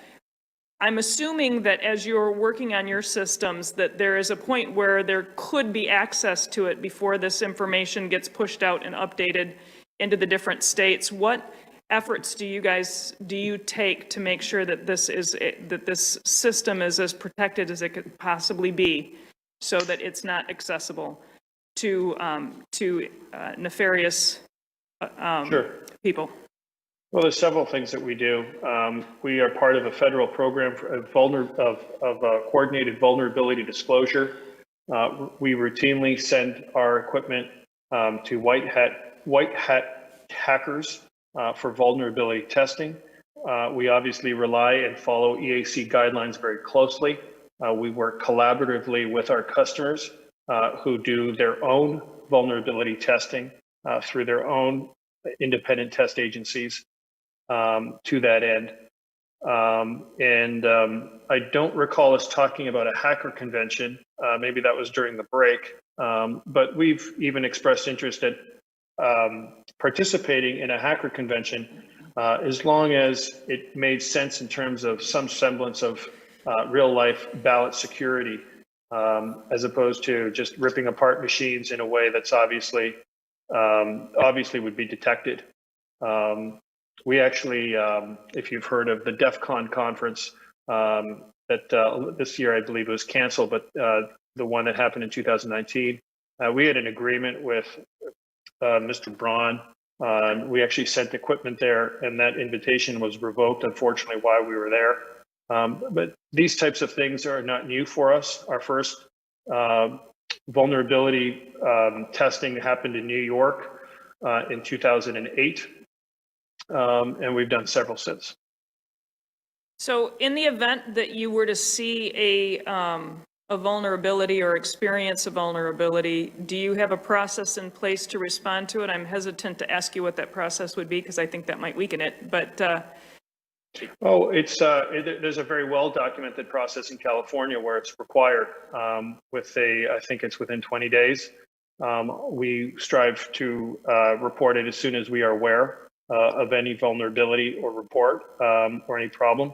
From an internal standpoint, we are very collaborative with our customers in discussing our own internal security testing and vulnerability practices. Thank you very much. As always happens, I usually end up coming up with 25 questions after we're no longer talking. I would love the opportunity in the future to send a letter or something, or perhaps have you in the future if those come up. Thank you very much for being available to us. Thank you. Thank you, Senator Tice. Senator McDonald? Thank you, Mr. Chair. I realize we're short on time, so I'll be brief. I just got a couple questions. With regard to TCF, we have sworn testimony that the machines had physical and wireless networks active. We also understand that according to your testimony moments ago, the equipment may not have had the latest software antivirus patches in place. In light of this, would you consider it to be impossible for an on-premise or local network adversary to gain access to one or more machines or computers, especially if they were well-versed in the source code? Would it be impossible for anything to be manipulated? So first, let me start off by saying, if there has been any testimony that has been found to be credible by a judge or by an election official, I'm not aware of it. I've testified today that our systems are designed to be in a closed area network, and that we do not have wireless capability on our systems.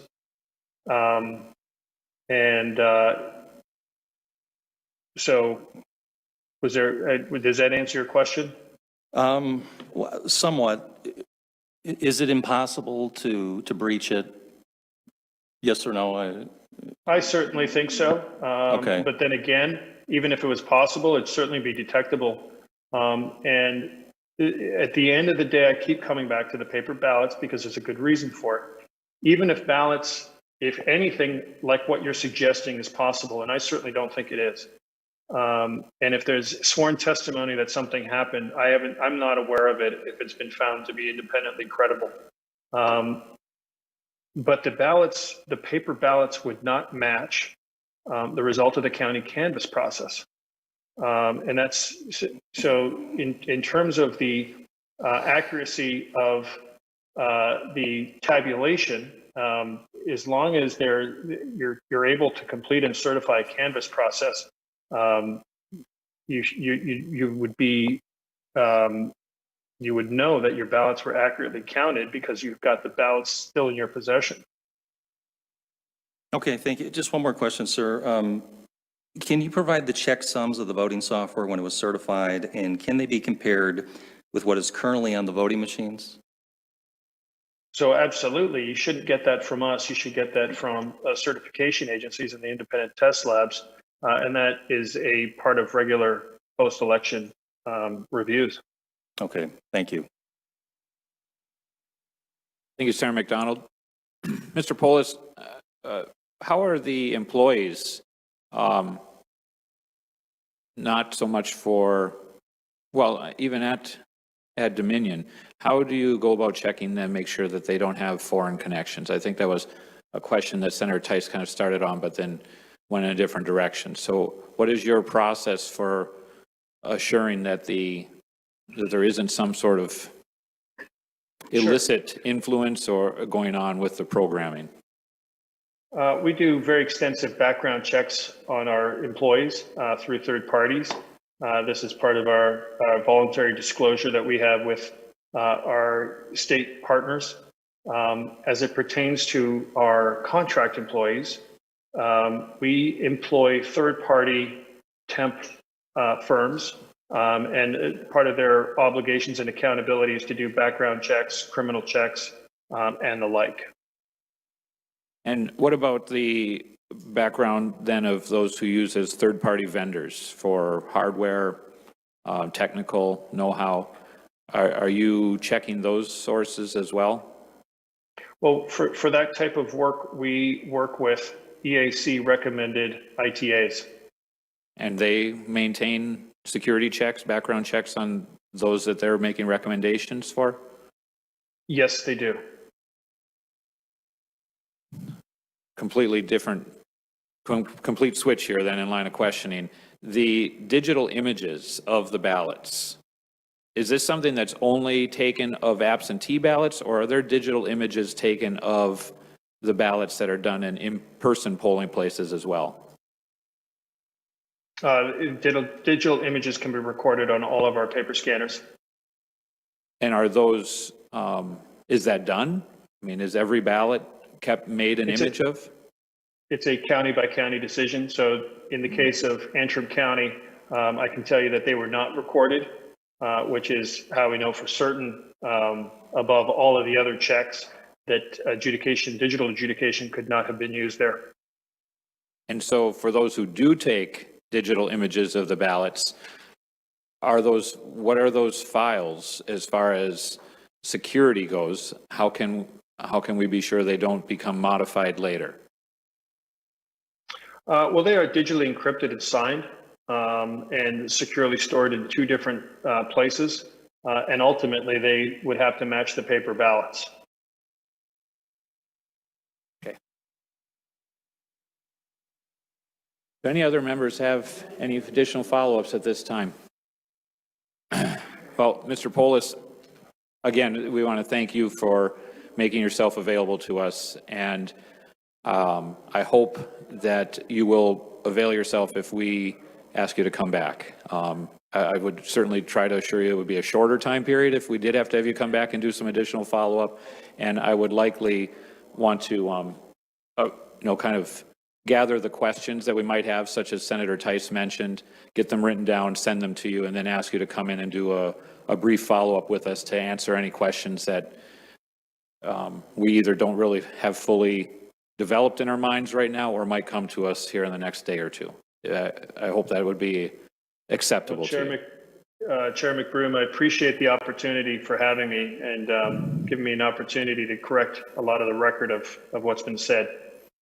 Okay, thank you so much. Thank you. Mr. Brower as well, thank you for your attention today too. Mr. Chairman, thank you, and to the committee. And if the chair or the committee does have follow-up questions, we'd be happy to consider anything in writing you might want to submit. We'll look forward to getting that from you. So thank you very much. Okay, thank you, gentlemen. Bye-bye. Bye. Members, I will see you across the street at Bogie Tower when the Senate Oversight Committee next convenes, which will be shortly. So, Paul, is that still correct? We're coordinating with the House, but yes. So please head there somewhat directly. Yes. So, Vice Chair Lucido moves that the Senate Oversight Committee adjourn. Hearing no objections, we're adjourned.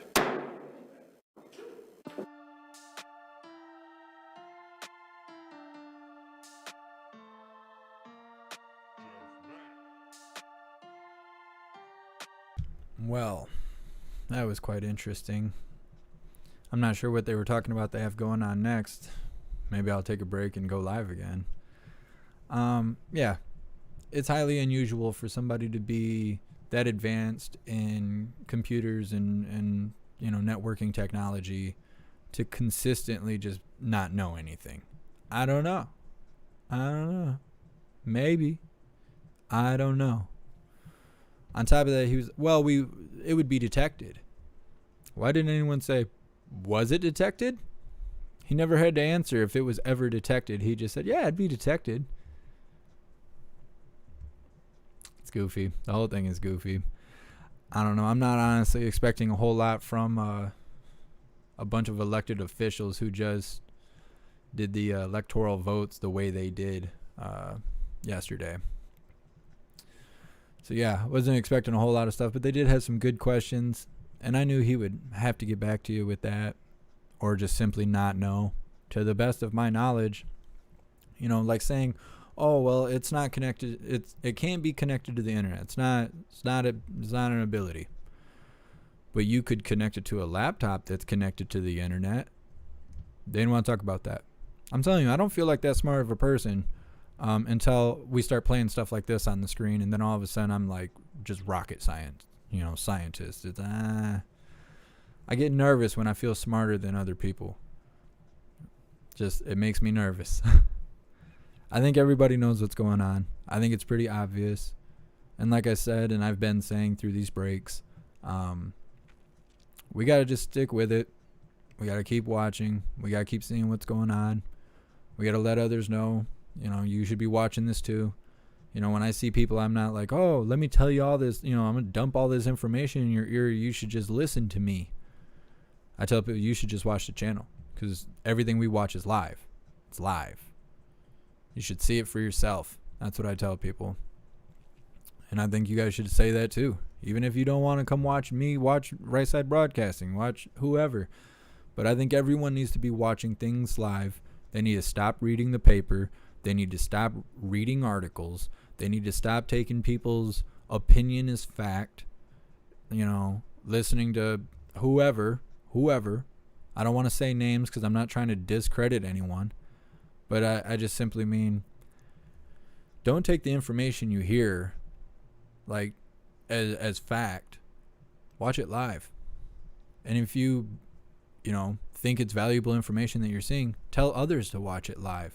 We need to get away from this reading interpreted news. Information is just like the telephone game, right? I say a phrase to a person, they say it to a person, they say it to a person. By the time you get down the line, the whole message is changed. And it's because of communication errors. It's because we don't have perfect communication because we have human errors. The best thing we could do is all watch the same live. We're all going to interpret it differently, but at least we've seen the facts the same. That's just my opinion. You guys are always free to think, believe, and feel whatever you want because that's not what I do here. I really appreciate all of you being here. I appreciate all of your guys' support. Thank you everyone that made a donation, joined the membership program, or purchased any merch. Please make sure that you make it into the Discord. It is going under some changes right now. I am updating things. I'm trying to make it a little bit simpler. Simpler, is that a word? More easy to understand. When you get there, it's kind of overwhelming. I don't like that. I don't like when people get there, they're just totally confused. They don't like it and they leave. I'm trying to make it so you can just download the Discord app. You go to any of my lives, even if they're not live anymore, and you click the server link that's in the description. It'll take you right to my server where everyone is. And that's all you have to do. You can exit out of the app, wait for your notification. You don't have to participate in all the conversation and stuff that goes on. That's really all you got to do. Download the app, click my link, go to the server, click your home button on your phone and put your phone back in your pocket and wait for the notification. There's no algorithm and you will never miss a notification that we are going live. You will be able to see it right when we do it. You might be 2-3 minutes late at most. And that way we can all stay informed because that's the goal. It's to stay informed. It's nothing else. Not trying to do anything else, not trying to incite anything else. I just want us all to know. And that's all I'm trying to do. I appreciate all of you. Thank you for being here. Stand tall, shine bright,